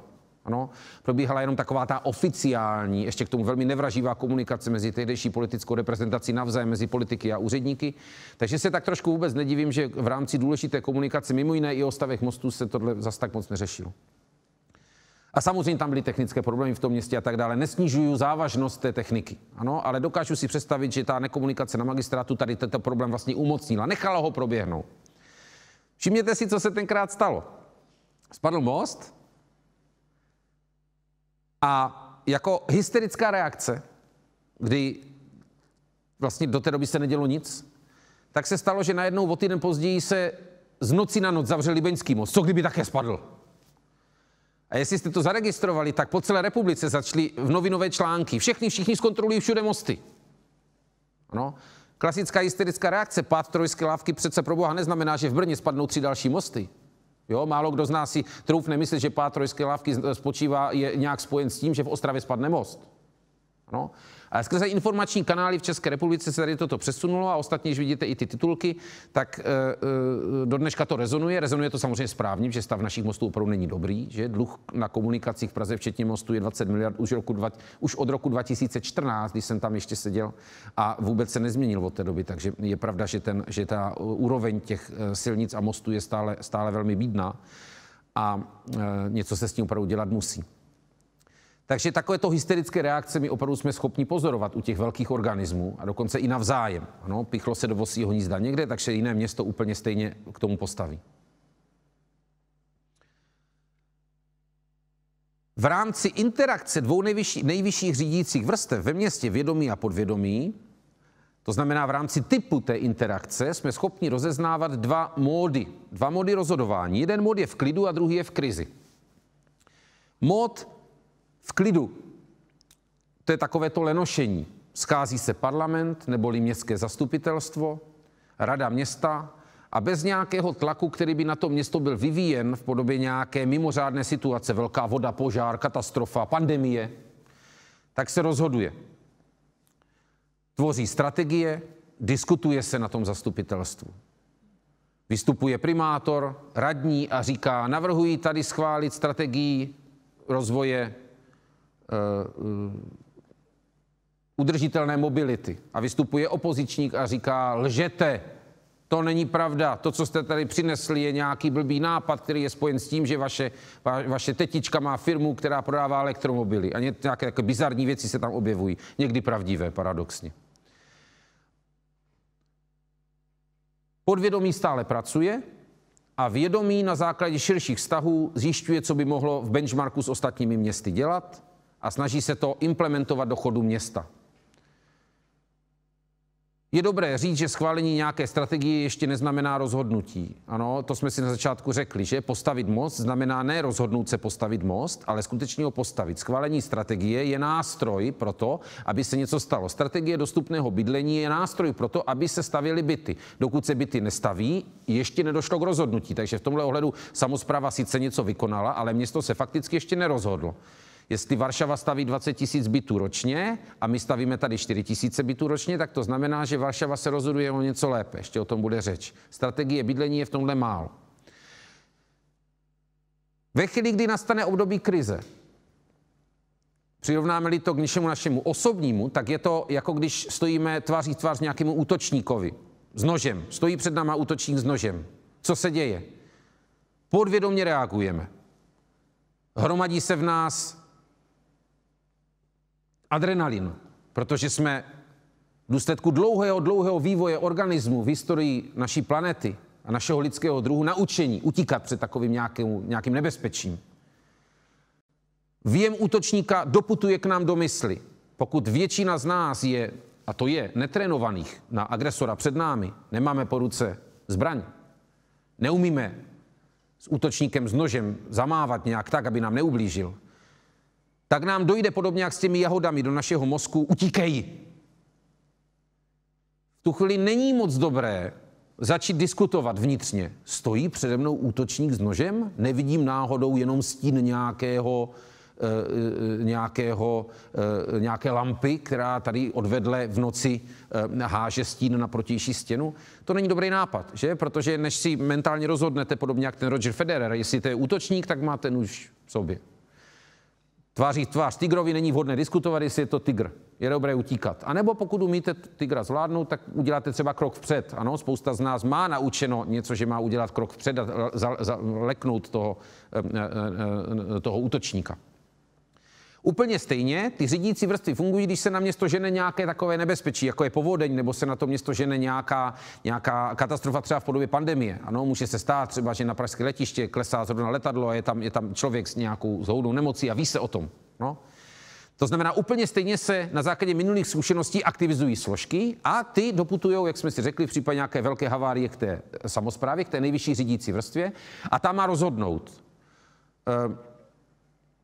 Pokud je to známá věc, rozhodne lehce, pokud je to neznámá věc, ouha. To je těžký. To je těžký, protože pokud je to nová věc, tak úředníci si neví třeba rady. Integrovaný záchranný systém vygeneruje nějaké možnosti řešení a politik musí rozhodnout a opravdu rozhoduje na základě úsudku, svého úsudku. Úsudku běžného člověka, protože starosta je běžný člověk. A najednou ten běžný člověk, který doma řeší své děti a jejich školku a lejstra, které v práci má, tak má rozhodnout o nějakém startovním pokynu pro řešení nějaké situace, která ovlivňuje třeba 1 000 000 lidí. To není vůbec jednoduché. Starostové jsou třeba učitelky francouzštiny. Nebo je to v lepším případě ekonom. To je výborné, když je to ekonom nebo geograf. A i tak, ale tváří situaci, když se vám tady sem žene nějaká katastrofa, tak na to jste nebyli vzděláváni, to zkrátka nevíte. I tak musíte zavelet. Uděláte ten jeden povel. Možná ten povel zní, hele, dělejte, co umíte, já nevím. Nebo ten povel zazní, víte, co musíme to zvládnout, pojďme. Nebo si poradíte tak na tom místě, že voláte na úroveň vlády a voláte o pomoc, jako já jsem třeba volal o pomoc armádu v době povodní. A následně už ale zase běží podvědomí. To znamená, ta situace, ta interakce těch dvou vrstev je jiná. Ano? Nesetkává se parlament městský, nesetkává se zastupitelstvo. Je úplně bizarní si představit, že se svolává zastupitelstvo, žene se velká voda, vy svoláváte zastupitelstvo a říkáte, pozor, žene se na nás velká voda, navrhuju toto a vystupuje opozičník a řve, vy lžete. No tak to je nejlepší nápad, jak řešit krizi. Ano? Takže opravdu z interakce těch dvou vrstev vznikají ty dva módy. Mód rozhodování v klidu a mód rozhodování v krizi. Toto je strašný problém. Ještě donedávna, když jsem to přednášel před nějakými 2 lety, tak to byla taková sranda. Vlastně všichni si říkali, jo, jasně, máme 2 mody rozhodování. A všimněte si, relativně nedávno k nám připutovala jedna, jak říká bývalý k prezidentu dneska vlastně jediný žijící bývalý prezident České republiky, středně závažná nemoc. A Václav Klaus říká středně závažná nemoc. A všimněme si, celou poslední rok a půl bojujeme s tím, jestli je teda stav krize a nouze, anebo není, respektive by bylo lepší, kdyby nebyl. A my bychom si s tím poradili sami, že? Ve smyslu, jako no tak dejte nám možnost se testovat, dejte nám možnost se očkovat, dejte to nejlépe na soukromý sektor, určitě nás naočkuje všechny velmi rychle, že? Firmy si to najdou. Hlavně se nám do toho moc veřejná správa neštvěte, protože my to sami zvládneme. Jo, však některé státy to tak dělali a zatím není úplně jednoznačné, jestli je to lepší nebo horší. Když to vypadá, že všechny státy nějak zasahují. A všimněte si, že ta diskuze o tom, jestli už je to krize nebo ne, v posledních 2 letech nabrala strašně na obrátkách. A my jsme si ale ty 2 módy dokonce, to znamená tu interakci vyšší a nižší řídící vrstvy i na úrovni měst, ale i na úrovni státu, to je stejné, tak my jsme si je institucionalizovali. My zkrátka dneska máme buď období klidu, to je to leháro, schází se parlament, a nebo máme období krize a to je ten problém, kdy prostě ty složky fungují jinak. Ano, a není pravda, že ta nejvyšší řídící vrstva v tom nejede. Ne, jede v tom, ona určuje, co se má dělat. A pak to musí vykonat úředníci, podobně jak u toho útočníka, toho tygra před vámi. Běží i na úrovni státu v České republice dneska diskuze o tom, jestli náhodou už se nepřežilo to velmi neflexibilní dvojtypovost rozhodování v krizi, v klidu. Zda už nechybí to kontinuum. Všimněte si, že na úrovni České republiky se schválil zákon, který umožňuje ministru zdravotnictví vlastně konat, aniž je stav nouze. Ano, to znamená, stát se k tomu začal přizpůsobovat takovou jakousi flexibilitou. Ano, zflexibilnil si ty instituce, na jedné straně krize, na druhé straně klid, tak ale my máme i v době klidu možnost udělat nějaká omezení. To před 2 lety ještě nebylo. Na úrovni města je to vlastně stejné. No. V čem je to stejné a proč by tedy i města měla dostat takovou flexibilitu? No typické je to, prosím vás, na současné situaci ohledně třeba bydlení. Velmi závažný problém, který celé České republice se děje. Kdo z nás chtěl nedávno koupit byt, anebo se jenom nastěhovat do nájmu, protože ono je to zhruba stejné. Jo? Pokud se zdražují ceny bytu, tak zpravidla rostou i nájmy. Pokud se to neděje, tak vzniká někde cenová bublina. To znamená, podle toho se dá poznat, že jsou nějaké ceny přemrštěné, když nájmy jsou nízké. V Praze třeba svým způsobem nájmy v centru opravdu klesly agregátu, protože přestali jezdit turisti a Airbnb, tím pádem z Airbnb bytů se staly prázdné byty. Není to zas tak strašné množství bytů, ale je to hodně a tím pádem v těchto bytech ti lidé jsou rádi a ty firmy, které to dělají, že to dneska nedělají jenom lidé, to je skrze firmy, to už je opravdu biznis provázaný, mnoho a mnoho firem se na tom podílí. Tak toto jsou situace, kdy vlastně opravdu uvnitř centra Prahy, když jsme brali agregát, tak klesly vlastně nájmy, protože oni tam tyto firmy a tyto lidé nechtějí mít volný byt. Ale obecně platí, že zvyšující se cena bytů a domů je úplně stejná, jako když se zvyšují nájmy.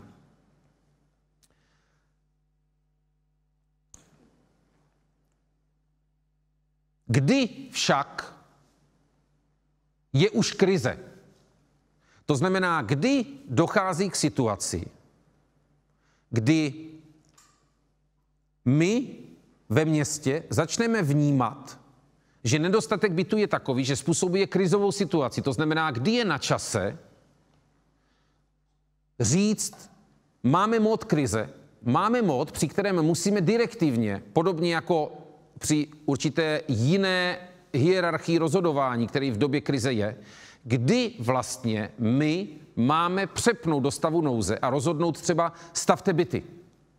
Protože když necháme plynout tu situaci tak, jak je, tak zatím to vypadá, že se staví méně a méně bytů, respektive v minulých letech se stavilo, ceny vyletěly nahoru, dneska běžný občan České republiky nemá na byt ve velkých městech, protože vydělat 7 a více milionů je otázka opravdu manželského páru, který vydělává velmi solidně po dobu x let. A k tomu ještě musí velmi významně dotovat logicky své děti, že chce pro ně kvalitní školy a tak dále.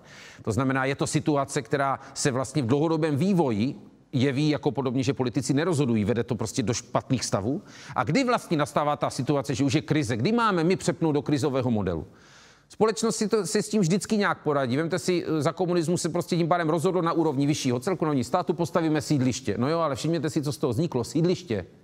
Ano, já vím, že tam spousta z nás nich žije a dokonce jsme si udělali i jakousi mentální obranu proti tomu, aby jsme říkali, že jsou špatné. My vlastně dneska říkáme, že ty sídliště jsou dobrá, ale kdyby měl každý z nás na výběr, kde bydlet, je otázka, jestli bychom tam všichni zůstávali. Ano, tak mají kvality, ta místa mají nekvality, ty nekvalitní věci musíme řešit.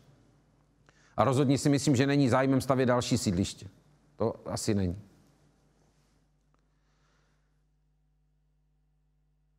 Čím více vrstev systém má, tím je ta volnost větší. Že? Příroda rozhoduje, když musí, člověk rozhoduje, když může a města rozhodují, když lidé chtějí. Takže opravdu může se i nerozhodovat. Čím je to větší a komplexnější systém, tím má větší volnost a na konci se může opravdu podobně jak člověk, už může zvažovat, že se ani nebude rozhodovat. Ano, už nemá to nutkání. Ty vyšší řídící vrstvy jsou schopní zpětnou vazbou, negativní zpětnou vazbou utlumit to, co je nutká od spodu a tím pádem nerozhodovat. Takže klíčové u tady těchto systémů je, kdy rozhodnout. Kdy říct teď musíme něco dělat. No a aby tím pádem jsme to zasadili do nějakého kontextu, časový aspekt toho, kdy rozhodovat, kdy dobře rozhodovat, je jeden z částí takzvané dobré zprávy. To znamená, dobrá zpráva mimo jiné znamená rozhodovat včas. Co to znamená? No, rozdělme si to, ať je to takové jednoduché. Představme si správu města, to znamená 2 nejvyšší řídící vrstvy, anebo tu vrstvu těch politiků, kdy ta správa města nekoná. Nekonala třeba v případě obhospodařování mostů v Praze před 4 lety. Znamená to, že se dějí pozdní rozhodnutí. Vůči trendům vývoje, které nějakým způsobem pokračují, ta rozhodnutí nepřichází. Zhoršuje se situace, třeba kvalita infrastruktury. A obráceně může nastat i brzké rozhodování, protože my můžeme rozhodovat i dříve vůči trendům. Trend ještě nezačal a my už rozhodneme. Říkáme si možná, že to je úplně úchylná věc, rozhodnout, když ještě není trend. Ale pozor, děje se to. Děje se to například, pokud samospráva má vlastní zájmy. Jo? Zpravidla je to spojeno s korupcí. Jo? Vlastně něco se nemuselo udělat.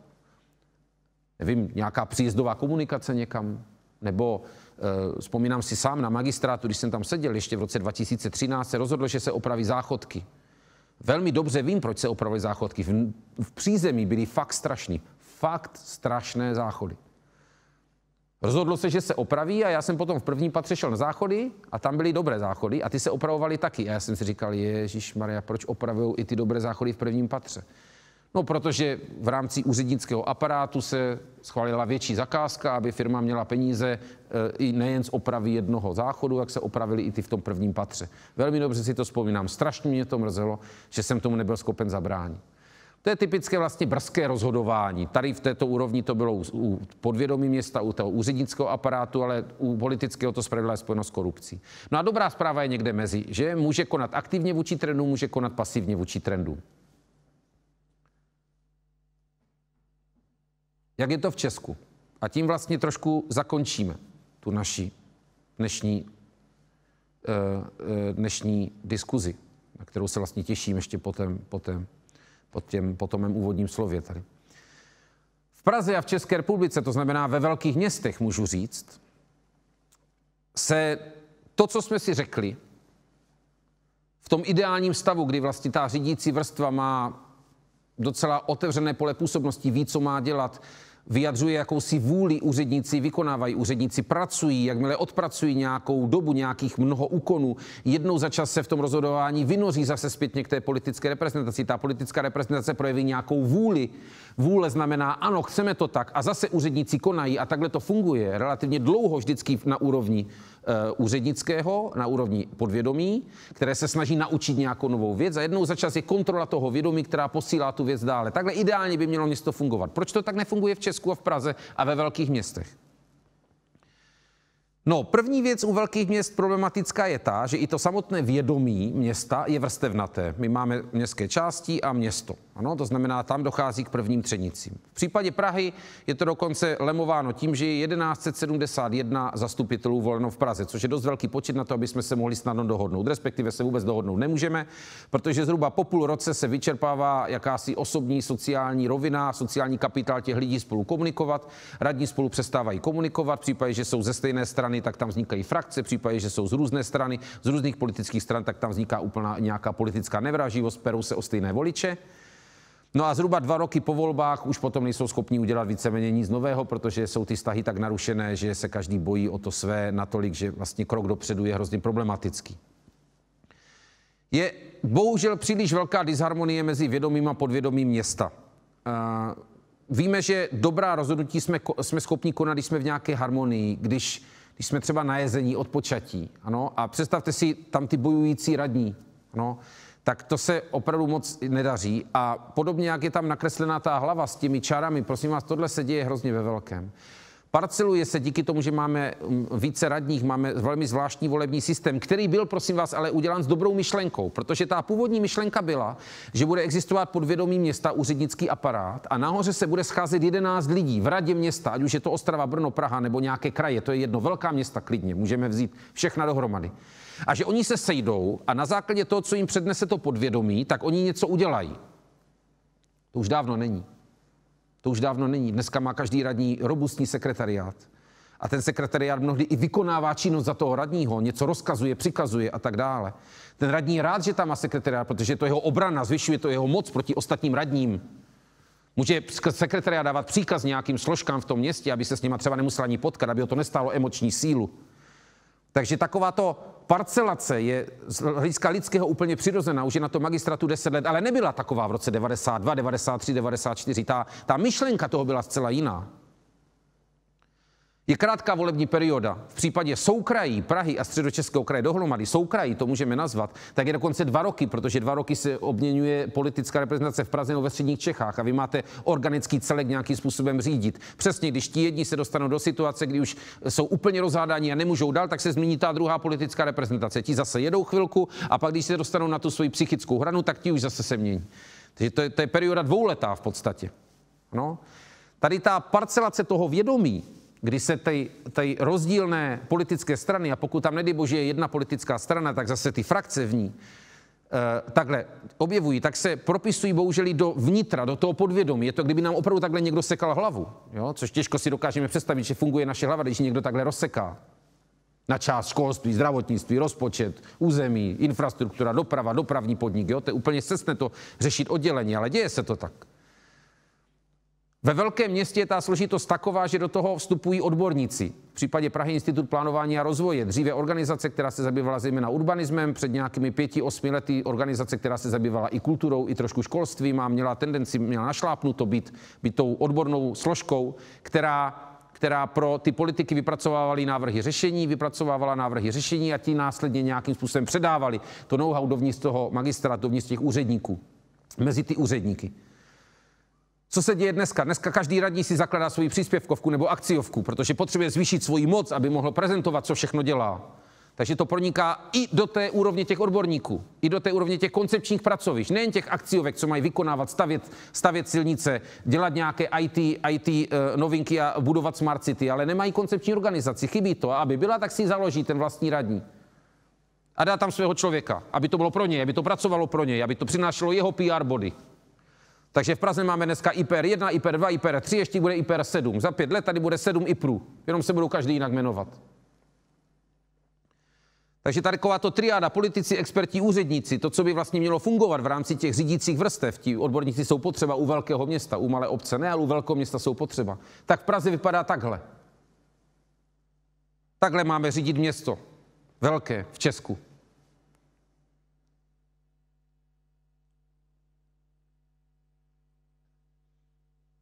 Ten celý volební systém generuje něco, co zkrátka do budoucna je neudržitelné a vlastně mluvíme o řízení města, ale spíš bychom měli říct, že je to dneska taková údržba. Jsme schopni ve městě dneska, a to se současná politická reprezentace strašně snaží, pouze vlastně malých změn relativně. Vlastně se dělají také kosmetické změny svým způsobem. Schválila se strategie bydlení. Ale už se do ní vložilo, že se uvidí, jestli na ní budou peníze. Rozumíte tomu? Schválila se strategie s poznámkou, uvidíme, jestli na ní budou peníze. To znamená, rozhodlo se, že se někdy postaví most. Někdy. Takže je potřeba nepochybně zvýšit úsilí, snažit se vykonávat to, co chce politická reprezentace, když jsem úředník. Je nepochybné snažit se, když jsem politik, překonat osobní problémy, které generuje tenhle volební systém a je to v podstatě nepřekonatelný a potkávat se s těma vedlejšíma radníma a opravdu zvýšit úsilí a snažit se to město posunout. Ale zároveň je nepochybné, že je potřeba změna. Je potřeba vyměnit to akvárko. Je potřeba změna. Dneska je tendence v České republice decentralizovat, brát Praze jak peníze a velkým městům směrem pro malé obce. Dobře, klidně, malé obce jsou na to možná hůř než Praha, když to tak... Když se podíváte na rozpočet velkých měst, úplně není. Ta velká města zase potřebují víc peněz na nějaké vyšší kulturní a socioekonomické statky. Ale dobře, budiš, tak je tendence, tak decentralizujme. Fajn, decentralizujme. Tak dejme víc pravomoci, peněz a moci obecně malým vůči těm velkým, klidně. Ale v tom případě si myslím, že musí Praha požadovat za tady toto změnu volebního systému, aby byla akceschopná a aby si ty prostředky, které se jí vezmou tou decentralizací, tak aby si je byla schopna díky kvalitnímu řízení najít někde jinde, v podobě třeba výdělečných firem, v podobě efektivnějšího řízení, rychlejšího přechodu na nějaké smart řešení pro chytrá města. Aby byla schopna ve chvíli, kdy jí bude ubráno v rámci současného trendu decentralizace moci a směrem a decentralizace finančních prostředků, aby byla zkrátka schopna díky tady tomuto se postavit zase na vlastní nohy a nenechat pouze tu entropii působit směrem k tomu rozkladu toho řízení, jak jsme viděli tu rozpadlou hlavu do těch několika oblastí. Takže tady tímto spíše asi apelem bych dneska skončil a pro ty z vás, kteří vydrží i ještě příští městovědu, která by byla za měsíc podle všeho plánovaná, tak bychom se dostali k té dobré zprávě z jiných aspektů, než jenom z hlediska času. Děkuji za pozornost. Tak. Já zase děkuji za přednášku, za spoustu zajímavých pohledů, které jste nám nabídl. První otázka bude ode mě, když jich tady mám od diváků několik. Zmínili jsme ty jahody. To, že někdo má na jahody alergii, to znamená, že pro něj znamenají něco jiného, ale alergie je vlastně špatné rozhodnutí imunitního systému. To znamená, že na něco, na co bych reagovat neměl, zareaguji úplně opačně. No. V čem by to šlo přirovnat u města? Dejme tomu, město často se setká s problémem, jako je třeba automobilová doprava. A začne na ní reagovat, takže začne stavět silnice a po 30 letech se ukáže, že to bylo špatně. Je to jediné přirovnání, které vás napadne, nebo jsou i další? Znamená to, že něco uvnitř toho města je vlastně jako nějakým způsobem toxické, něco je tam nějaký cizorodý prvek, které to město nezná. To nemusí být u těch jahod a alergie na ty jahody je to velmi přísná věc. To je opravdu situace, kdy je to dokonce odmítnuto. Ale můžeme si i mírnější variantu, to znamená, je spousta věcí, které nějaké město opravdu třeba neumí dělat, protože na to není stavěno. Nevím, tak třeba lyžařské města, která jsou v horách, jsou to zpravidla horská střediska jako lyžařské areály, prostě jim je nepříjemná představa nějakých hypermarketů. Jo, prostě není tam dost lidí, to znamená, to je něco, co se tam samozřejmě postavit dá. Jo, tu jahodu taky ten alergik sní. Jo, to znamená, samozřejmě se může hypermarket postavit vedle Pece pod Sněžkou. A co to znamená? No tak, že tam nezbyde uvnitř Pece pod Sněžkou žádný obchod, protože všichni budou jezdit do toho hypermarketu. Ano? To znamená, jsou situace, které se s tímto srovnat dají. Mluvíme o opravdu nějakých jako relativně běžných věcí, které kolem sebe máme ve městech. Můžou to být prostě, nevím, třeba v poslední době, když už jsme u toho objevuje se, že se nemá sekat tráva ve městech. Jo? Že vlastně zachraňujeme planetu tím, že ji necháváme vyrůst. Jo? A já už jsem se někde o tom zmiňoval, že jako já tomu rozumím, nemusíme tu trávu sekat úplně nakrátko, ale na druhou stranu, když ji zase necháme růst hodně vysoko, tak se tam objevují klíšťata. My jsme trošku rádi, že nemáme klíšťata ve městech. To znamená, tady takovéto opatření, zdánlivě vlastně jako pro nějaké vyšší celky, které já sdílím, ty záměry, tak ale ve chvíli se přežene, tak se může stát takovouto alergickou reakcí, protože samozřejmě pokud tady začne nám všude borelioza a klíšťová encefalitida mezi našimi dětmi, které budou běhat tou trávou, nebo naši psi, kteří to klíště donesou domů, no tak se samozřejmě dostáváme do situace, kdy jsme vložili takovou trošku jahodu do alergického těla. To se může stát. Ano. Dobře. A když se přizpůsobíme tím, že se naočkujeme proti klíšťatům, můžeme nechat... Samozřejmě ano, můžeme budovat tu rezilienci tím, že na to budeme reagovat takovýmto nějakým detailnějším, vlastně do jisté míry rozumným opatřením, ale pak by nejlépe ekonomové měli spočítat, jestli náhodou není teda lepší, ale přece jenom najít nějakých x centimetrů délky, která vyhovuje všem Přesně tak, takže sledovat to, jak to město vypadá, jak se chová, co je v něm funkční. Na to se ptá Radim, která rozhodování lze v rámci města automatizovat a která ne a jakou by to mělo mít formu. Mají města kapacitu na práci například s velkými daty, big data, nebo by měl pomoci stát? Srdečně zdravím Radima. Já si myslím, že v podstatě všechny úkony toho podvědomí jsou z určité části nahraditelné. To znamená opravdu ten úřednický aparát, pozor, ještě dneska to tady nepadlo, ale posluchači to většina asi ví, úředníci nejsou jednolitá skupina, jsou samosprávní úředníci, státně správní úředníci. Státně správní úředníci jsou ti úředníci delegovaní státem a jsou vlastně zodpovědní svému nadřízenému, který je krajský úřad a ministerstvo a vlastně nepodléhají politické reprezentaci, alespoň podle zákona, fakticky je to trošku jinak, v reálu je to trošku jinak. A jsou úředníci samosprávní, kteří mají za úkol realizovat co nejvíce vůli té samosprávy, těch politiků, té nejvyšší řídící vrstvy. To znamená, minimálně ta státní správa by opravdu jako kdyby měla fungovat co nejvíce automaticky. To znamená, nevím, třeba v územním rozvoji, pokud je úředník opravdu rozhodující o tom, jestli někde může stát nějaká stavba, tak jeho povinností je seznámit se s dokumentem svého nadřazeného orgánu. To znamená, pokud existují nějaké třeba zásady územního rozvoje, tam je napsáno, že se může stavět za těchto okolností, tak on by měl začít na základě tohoto dokumentu, toto váš záměr souhlasí s tou možností a tedy říkám ano. To znamená, nechci říct, že to je úkon cvičené opice, to rozhodně ne, ale způsobem je to jakési jako automatické odsouhlasování v případě, že to ladí. Jo? Je otázka, jestli umělá inteligence umí poznat, že to ladí, ano, ale minimálně ten úkon je jako odsouhlasení, zda patřím do škatulky. A tady zase ta elektronizace může pomoci třeba v 80% případů, takže může ulehčit.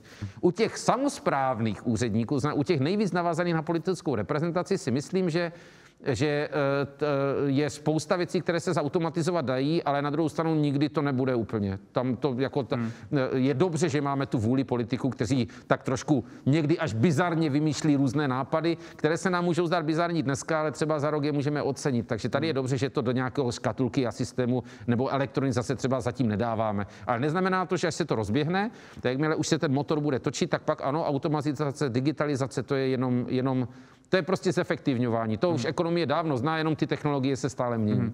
Bavili jsme se o tom, že město má několik vrstev. Jednou z těch vrstev jsou třeba úředníci, potom jsou tam další aktéři v rámci toho města. Bavili jsme se tady během těch minulých přednášek o městech, které mají vyvinutý ten systém sledování toho, jak město funguje. Třeba Singapur a další, kteří mají opravdu vyvinutý ten systém informační, vědí, co se ve městě děje, v jaké kondici. A pak mě ale napadá příměr k filmu Jáchyma hodil do stroje, kdy máme dobré a špatné dny. A ten informační systém nám ukazuje, v jaké kondici to město je. Ten systém z Jáchyma nám ukazuje, v jaké kondici jsme my, jestli se máme pouštět do těch dobrých a špatných rozhodnutí. Můžeme vymyslet nějaký systém, kdybychom sledovali kondici toho úřednictva, toho úřednického aparátu, kdybychom si řekli, teď máme dobré úředníky, teď je čas na to se pustit do větších akcí, protože politik má 4 roky na to, aby něco dokázal, na to, aby udělal nějaké významné rozhodnutí, ale k tomu potřebuje i funkční aparát. To znamená, že je potřeba sledovat kondici toho města, aby k tomu mohlo dojít. Myslíte, že tohle to možné? Ano, je to. To je ale úplně prostě výborná otázka. Je to možné, je to těžké a nedělá se to v českých městech, co vím. Jedná se opravdu o zjišťování jakési firemní kultury a hodnocení nějaké nálady a stavu zaměstnanců. Což velké korporace to teda dělají. Velké soukromé korporace to dělají, protože ví, že musí velmi jemně balancovat mezi mírou inovativnosti jejich zaměstnanců, mezi volným časem, které mají, mezi nějakou pohodou, musí neustále zjišťovat, jestli ti zaměstnanci pracují tak, jak chtějí, v případě, že ne, je-li chyba na straně vedení, nebo jestli je chyba na straně jejich, jestli je to jejich životní, osobní problém, nebo jestli je to firemní problém, který generuje nějaké špatné směry. To znamená, ano, je to už nástroj, velmi pokročilý nástroj vlastně managementu a měkkých dat. A zaznamenal jsem několik pokusů, dokonce Institut plánování rozvoje podával grant v této věci na tady takovou vlastně náladu mezi zaměstnanci, ano, nebo jejich schopnost inovativnosti a práce, ale přiznám se, že se to neděje a je to určitě velká výzva pro A samozřejmě zejména pro magistrát hlavního města Prahy a magistráty velkých měst, protože od nich se ty inovace budou šířit. Takže ano, to je velmi dobrá otázka. Já si myslím, že by se to rozhodně dělat mělo. Vím trošku i jak z hlediska svého angažmá na školách, zabývající se managementem ekonomií, ale pokud vím, tak se to příliš neděje. Pak je tady otázka na volební cyklus. Můžeme se zeptat vlastně na to, jak spolu ty cykly spolupracují. Tady otázka na tady. Bylo by podle vás vhodné změnit volební cyklus a způsob voleb zastupitelstva hlavního města Prahy na způsob krajů a je to reálné a průchozí? My se tady taky setkáváme s tím, že vlastně vedení kraje a vedení Prahy není voleno na stejno, to znamená, že oni se pak spolu seznamují v půlce toho volebního období, to znamená, že si předávají trošku zkušenosti. Je tam nějaká cesta k tomu, že by potom to město a kraj mohlo spolupracovat lépe, kdyby se to posunulo? Já si teda po posledních tak 5 let si myslím za prvé ano. Vzhledem k tomu, že více a více se opravdu jako stává z toho soukrají ten organický celek a už by to bylo dávno, ale teď v poslední době je to zvláště kvůli výstavbě, zejména právě za hranicí Prahy v těch obcích okolo. Praha východ, Praha západ, okresy a v podstatě ale celé střední Čechy, pražská metropolitní oblast plus v podstatě celý středočeský kraj, tak opravdu je vhodné, aby se to sladilo. Myslím si, že je vhodné, aby se to sladilo. Dřív byly pokusy, aby se posunula třeba jenom krajské volby. Ono je zase problém, když posunete jenom krajské volby v Praze, tak vám se rozdělí krajské versus městské části. To znamená, tím pádem by se Praha musela posunout i s těmi městskými částmi. Zkrátka, Praha by spadla svými volbami do krajských voleb celá. Zatímco teď je v komunálních volbách, které jsou o 2 roky posunuté. To je jedna věc. A druhá věc je, jsem absolutním po mé zkušenosti zastáncem přímé volby primátora, tak, jak to mají opravdu dneska na Slovensku, protože současný primátor Bratislavy, myslím, že už jsem to tady říkal, Matúš Valo, díky tomu, že je tam opravdu sám a rozhoduje a má samozřejmě jako 4 roky se na to připravoval, velmi poctivě to bral, tak dokonce provedl reformu parkování, to znamená dopravy v klidu v Bratislavě po asi roce a půl po té, co byl zvolen. To znamená, už dávno byl v tom období, kdy v Praze už není možno provést téměř žádnou velkou věc. A on provedl reformu parkování v klidu. To znamená, to je pro většinu Pražanů úplně nemyslitelná věc. A v Bratislavě se dálo stát na chodníku. Tam to bylo opravdu významně jiné než v Praze. Tam jste mohli parkovat na chodníku, pokud to nebylo vyloženě zakázáno. Takže to je ukázka toho, že opravdu ta schopnost ty věci měnit se mnohem více u té přímé volby posouvá vlastně k té situaci, k tomu módu v té krizi.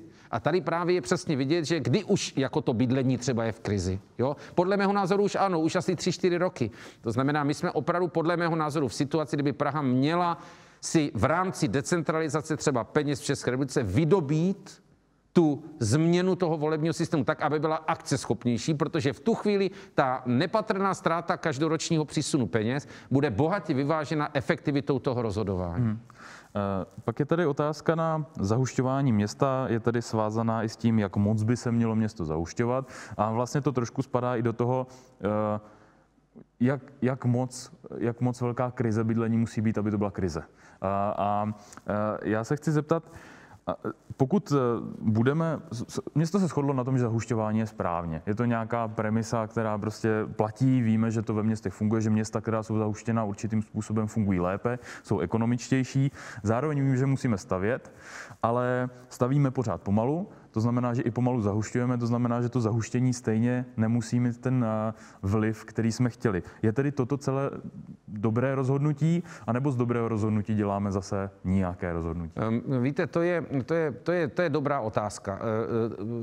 My svým vědomím, to znamená, mluvíme opravdu o rozhodování politické reprezentace v případě města, my pouze usměrňujeme vývoj. Prostě nikdo z nás, když si jako vědomě, my prostě třeba automaticky náš organismus roste.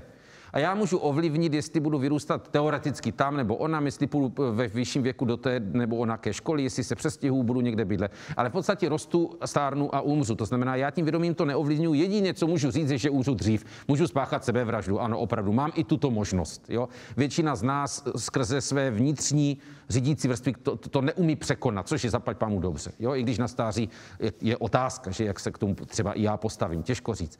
A úplně stejně vlastně jako to město se někam někam vyvíjí. To je to, co jsme se snažili sdělit v těch minulých 3 městovědách, že existují určité jako vlivy, určité projevy toho celého systému, které opravdu se dějí tím, že my existujeme. To se zkrátka, to opravdu je, není to o naslouchání, řízení města není o naslouchání lidem, je to o naslouchání městu. Jsou tam vlivy, které jsou vlastností, emergentní vlastností přítomnosti lidí, nikoliv jejich nálad. Ano. Takže v tomto ohledu se zkrátka město gravitační silou přitahuje obyvatele a ti lidé se tam někde chtějí ubytovat. A my to můžeme usměrňovat. A buď to nebudeme usměrňovat, a to se teď děje, protože neumíme dobře rozhodovat a naopak se to rozhodování decentralizuje a parceluje šíleným způsobem, tak pak to prostě znamená, že se to děje úplně neřízeně. Takže, jak já s oblibou říkám, nevadí, když na malé obci si někdo postaví 1 dům u lesa. Jo, sice také v úvozovkách zahustil, no místo 0 chalupy je tam 1 chalupa, jo, tak je to svým způsobem zahuštění, ale to nezničí planetu ten jeden člověk. A pokud ten jeden člověk to chce, tak lepší, než mít na vsi nějaké zbouření, tak lepší mu říct stavěj. Ano. Ale pokud se jedná o 30 000 obyvatel nebo 100 000 obyvatel Prahy, kteří místo, aby bydleli v Bubnech, ano, místo, aby bydleli, že to je mimochodem ukázka v podstatě opravdu toho, že ta samospráva nerozhoduje. My si furt říkáme, jak to zastavíme, ale už 10 let si to říkáme a furt je to v takové té akci, jako rozhodujeme, ale ve skutečnosti se nezačalo stavět. Ano. Takže to je opravdu ukázka, že dneska už to stavění, dneska to nejvíc skoro tlačí opravdu Institut plánování a rozvoje, všem ostatním je to, mám skoro pocit, až jako mnohdy jedno. Jo. V bitvě o patro výš, anebo o 2 roky dřív, jo, dneska vítězí o patro níž. Ano, ale přitom to je strašná ztráta ekonomická o 2 roky později nebo o 5 let později. Že? To znamená, je pravda, že my to můžeme usměrňovat. No a tady je to jednoznačný. Jak jste řekl, to hustší malé je zkrátka významně efektivnější než to hustší, ale řídké okolo. Ano. Takže myslím, že je povinností to usměrnit, ale musí spolupracovat Praha, střední Čechy, podmínka. A druhá věc je, musí ale obě 2 ty politické reprezentace být akceschopné. A tyhle 2 podmínky v podstatě vůbec nejsou splněny teď vůbec. A dokonce se to zhoršuje. Za posledních 15 let se to jenom zhoršilo, tady tato situace. Ještě na to navážu, protože ty dotazy, jakmile jsme zmínili bydlení, tak samozřejmě to přitahuje pozornost, protože to je důležité téma, trápí nás téměř všechny. Dobrý večer, proč jsou podle vás sídliště horší nebo lepší než jiná pražská vnitroměstská bytová zástavba, například činžovní domy? A taky je tady otázka na to, jestli platí více postavených bytů, rovná se vyšší cena. A jak to tedy je, protože často se říká, že uspokojení té poptávky bude ta cena klesat nebo se bude zastavovat ten její růst, ale taky jste zmínil, že stavění pomalým tempem znamená, že budou ty byty pořád stejně drahé, možná i dražší. Tak jestli to můžete upřesnit. Určitě. Ta sídliště a pak ta Určitě. cena. Já začnu teďka z druhé strany. Ano, dokonce, bohužel, dneska, když se staví těch bytů tolik, kolik se staví, i kdyby se, to znamená, je to nějaké jednotky 1000, 5000, 6000 ročně, tak ve chvíli, kdy to zvedneme na 12, tak mají naprosto ti kritici pravdu. Ano, hele, to nesníží ceny bydlení, ne, to nestačí. My jsme v situaci, kdy ani toto už nestačí. Dvojnásobné zvýšení počtu stavěných bytů ročně nesníží ceny. Už jsme dávno přešvihli tu situaci, kdy tohle stačilo. Ano, to znamená, my dneska potřebujeme, jestli chceme dneska spadnout se cenou bytu, tak to znamená za 4 roky postavit třeba 100 000 bytů.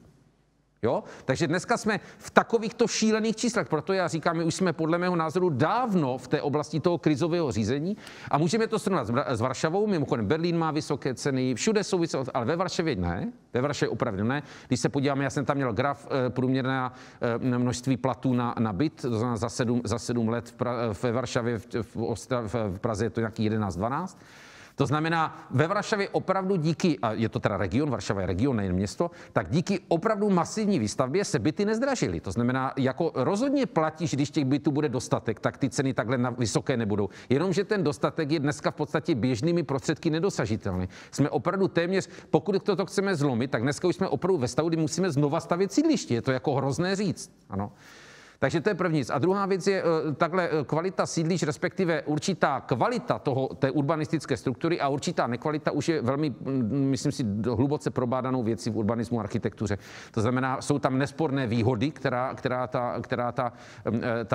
ty dané lokality mají a jsou tam nevýhody. Jestli chce slyšet nevýhody, tak jedna z nich je třeba, že opravdu ty města nemají jasnou, většina z těch sídlišť, některá ne, nemají jasnou uliční hierarchii, což je něco, s čím se velmi podvědomě potýkáme. My jsme zvyklí opravdu jako intuitivně najít ulice jako malé, které ústí do větších, které ústí na nějaké náměstí. Vemte si, že na sídlišti zpravidla je to úplný zmatek.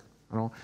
Naopak velká uniformnost domů, ty domy jsou všechny stejný, zatímco když jdeme činžovní čtvrtí, tak naopak ty domy jsou každý jinak barevný, na rohu, tam je jiný parter, ano. Neexistence parteru je druhý problém, ano. Činžovní město je opravdu, že město krátkých vzdáleností, bydlíte 3. až 5. patro nebo 6.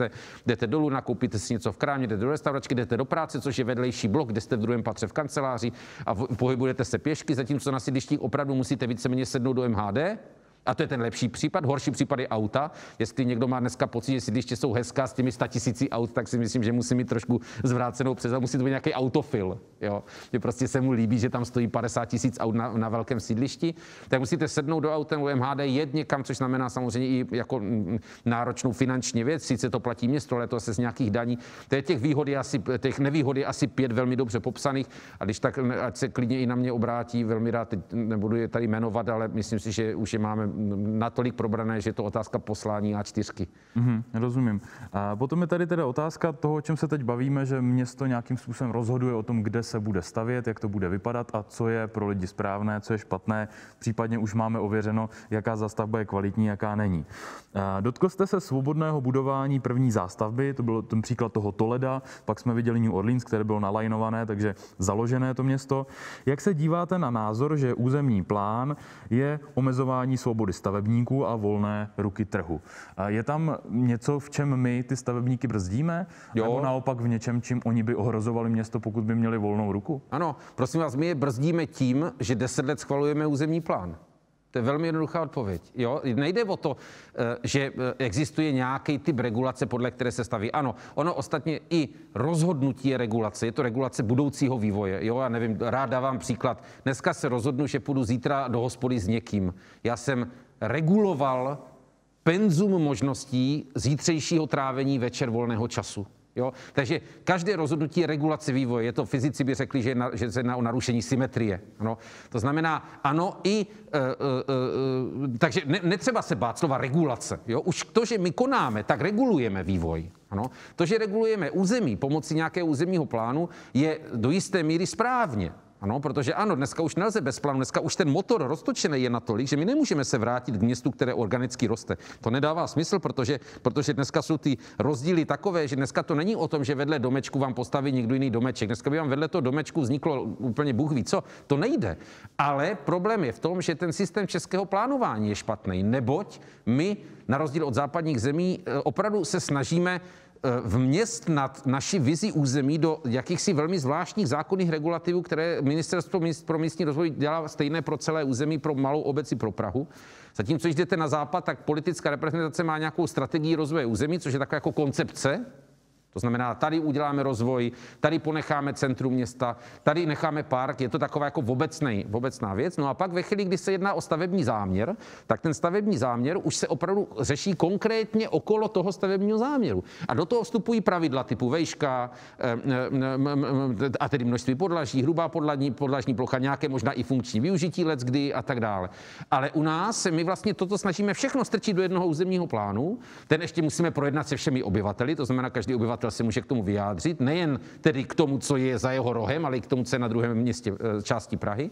No a tím pádem územní plány, když prostě z logiky věci bychom za 3 roky měli takovou strategii mít, tak ve chvíli chceme předělat do územního plánu, no tak Praha už teďka, podobně jako Brno a další města, už 10. rok dělá územní plán a snad teda dojdeme za 2 roky nakonec, takže zdržujeme strašně, zdržujeme hrozně.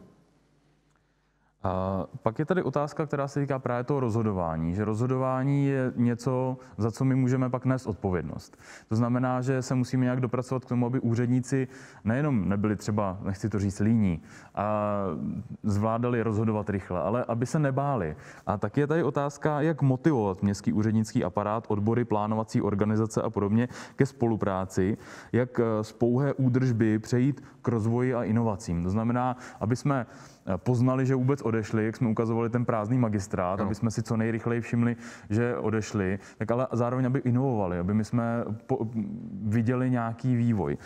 Je to jenom o motivaci, anebo je to i o tom, že budeme kontinuálně třeba komunikovat s veřejností, aby jsme zastavili tu jejich ten imunitní systém proti těm změnám? Ten subsystém města, který tvoří administrativa, to znamená, v Praze je to teda nejen magistrát, ale jsou to ty úřady městských částí, je to i ta státní správa, která skrze ty pilíře sahá dovnitř toho města, skrze část magistrátu, tak tam opravdu, to už je svébytný systém. To znamená, ano, určitě pro rozhodnutí je potřeba úsilí a v případě, že to rozhodnutí opravdu konají nejvyšší řídící vrstvy, politici se musí snažit, úředníci se musí snažit, i nějaké nižší ještě vrstvy se musí snažit, tak ano, je to opravdu o těch měkkých faktorech, motivací zaměstnanců a tak dále. Na druhou stranu, pražští úředníci až na nějaké jako určité výjimky nejsou zase tak špatně placení. To znamená, taková ta základní motivace typu nějakého jistého místa, tak to oni mají. Problém je mnohdy počet jejich a jejich souhra nad nějakými rozhodnutími, obzvláště v případě veřejné správy a rozhodování o rozvoji území je to problém, protože úředník pro životní prostředí rozhodne nějak i třeba motivovaně, ale je to v rozporu s tím, co rozhoduje úředník pro dopravu a ve skutečnosti město třeba chce něco udělat a oni, ačkoliv respektují zákonné normy, tak oni to nepovolí vůči svému nesouladu. To znamená, já bych a priori úředníkům nepřisuzoval špatnou vůli. Jakousi pasivitu, jo, problém veřejné správy obecně je nízká motivace. To se musí prostě vzít, proto taky koncepty typu malý stát, malá veřejná správa, malý počet úředníků, digitalizace a tak dále. To jsou správné koncepty, to je boj, který společnost vede už, nevím, moderní společnost 300 let, to je v pořádku. Snižovat stavy ve smyslu zjednodušovat ty procesy, takže ano, to je v pořádku. Zatím ale třeba na Prahu konkrétně se spíše jako změnami zákonů jako množí ty požadavky, takže zase děje se spíš opak. Takže si myslím, že ta motivace toho úřednického aparátu, i když je, myslím si, jako nepřisuzoval bych ji absolutně a priori, že je nízká, tak je pravda, že je ale stěžována i jako neustále novou legislativou spíše proti tomu rozvoji. A pak si myslím, že otázka, kterou to asi můžeme zakončit, co pak musí všichni bydlet ve městě? To je výborná otázka. Já jsem stejnou otázku dostal před 6 lety, kdy jsem s velkým nadšením prezentoval na velmi zajímavém setkání rozvojovou studií, tenkrát mám pocit, že zrovna Holešovice Bubny to byly. A první dotaz publika byl, proč tam neuděláme les? A já jsem byl úplně šokovaný, že já si myslím, že všichni ocení, že se tam něco děje. A první otázka byla, proč jsou tam domy, není tam les? No, ta otázka není špatně položená, ale na špatnou osobu. Hele, já nevím, všichni to chtějí. Jo, o tom nikdo tady, já se nečtu, když přijíždím autem, že by tam byla značka Hlavní město Praha, vítáme vás, pojďte bydlet. Tam nic takového není. Nikde není napsáno, že bychom nějak lanařili a tak dále, ale prostě se to děje. Ta gravitační síla působí, děje se podvědomě, určitě nepůsobí na všechny, ostatně taky všichni v Praze, v Brně a v Ostravě nebydlí, ano, nebo v Olomouci, Ústí nad Labem a tak dále.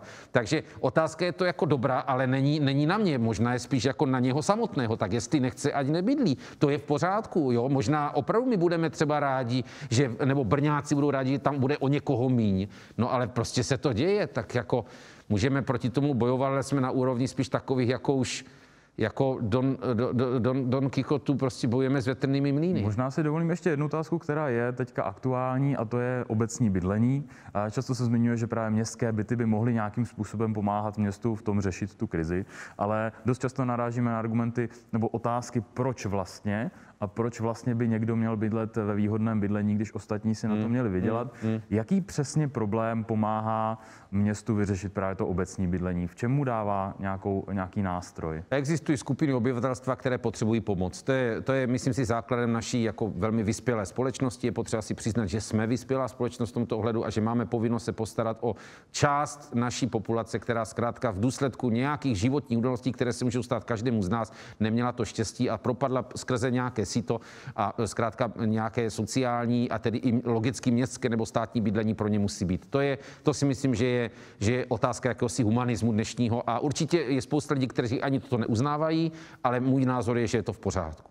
Druhá věc je ve chvíli, kdy ceny bytů se urvou způsobem, jakým se ve velkých městech urvaly, tak tom případě nejvíc na tom byti začínají být lidé, kteří pracují pro například město nebo jiné složky veřejné správy a nemůžou si vlastně vydělat, respektive si v těch městech vydělají vůči svému platu a výdajům za bydlení mnohem méně než mimo město. Jinými slovy, třeba velká města zpravidla jedním z lákadel, což je přirozená věc, že mají kvalitní školy, ale kvalitní škola znamená kvalitní učitele a kvalitní učitel musí být dobře zaplacený. Ale pokud za bydlení on vydává polovinu svého platu, zatímco učitel někde v malém městě vydá za bydlení 0 nebo méně, tak pak to znamená, proč vlastně ten kvalitní je v tom městě. To znamená, města se mají snažit o to, aby třeba zejména zaměstnanci ve vzdělávání, zdravotnictví a tak dále bydleli odpovídajícím platům, čím jsou placení zase tou veřejnou správou. To znamená, svým způsobem je to. Můžeme možná vlastně říct, máte pravdu, můžeme říct ne, nestavíme, ale tím pádem ty peníze dejme do platu těchto lidí. Jo? No ale to se zase by narazilo na jiný problémy, typu proč mají učitelé tolik peněz, jo? A proč v Praze a Brně a ne v Kolíně. Ano? Takže si myslím, že v tomhle ohledu, podobně jako na západě velké firmy mají byty pro své zaměstnance, tak svým způsobem Praha by mohla stavět obecní byty pro prioritně třeba učitele, zdravotníky. Ano? To si taky myslím, že je dobře.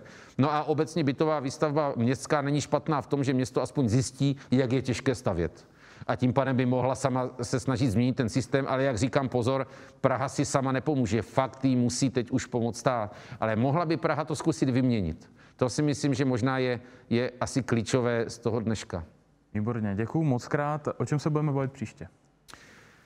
Příště bychom se podívali na tu takzvanou dobrou správu z hlediska aspektů jiných, než je pouze čas. To znamená z hlediska toho, co to je vlastně dobré rozhodnutí pro nějakou lepší budoucnost města, že každé město je jiné, obzvlášť některá jsou velká, některá malá, každé město má jiné dispozice k nějakému rozvoji a dobrá správa města by měla umět rozpoznat tady tyto nějaké historické dispozice, nějaký talent měst k tomu, aby je rozvíjela směrem, který těm městům sedí a mohli v něčem vyniknout. Takže příště bychom se na tu dobrou správu podívali z trošku širšího pohledu, než pouze a jenom rozhodování včas, byť to rozhodování včas podle mého názoru je aspekt asi číslo 1. Děkuji mnohokrát. A čtvrtou přednášku Tomáše Hudečka Městověda najdete na našem YouTube a případně na Facebooku, můžete se na ní podívat. Stejně tak tam najdete i předchozí 3 díly, kde jsme se věnovali městům jako organismům. Mějte se krásně, dobrou noc.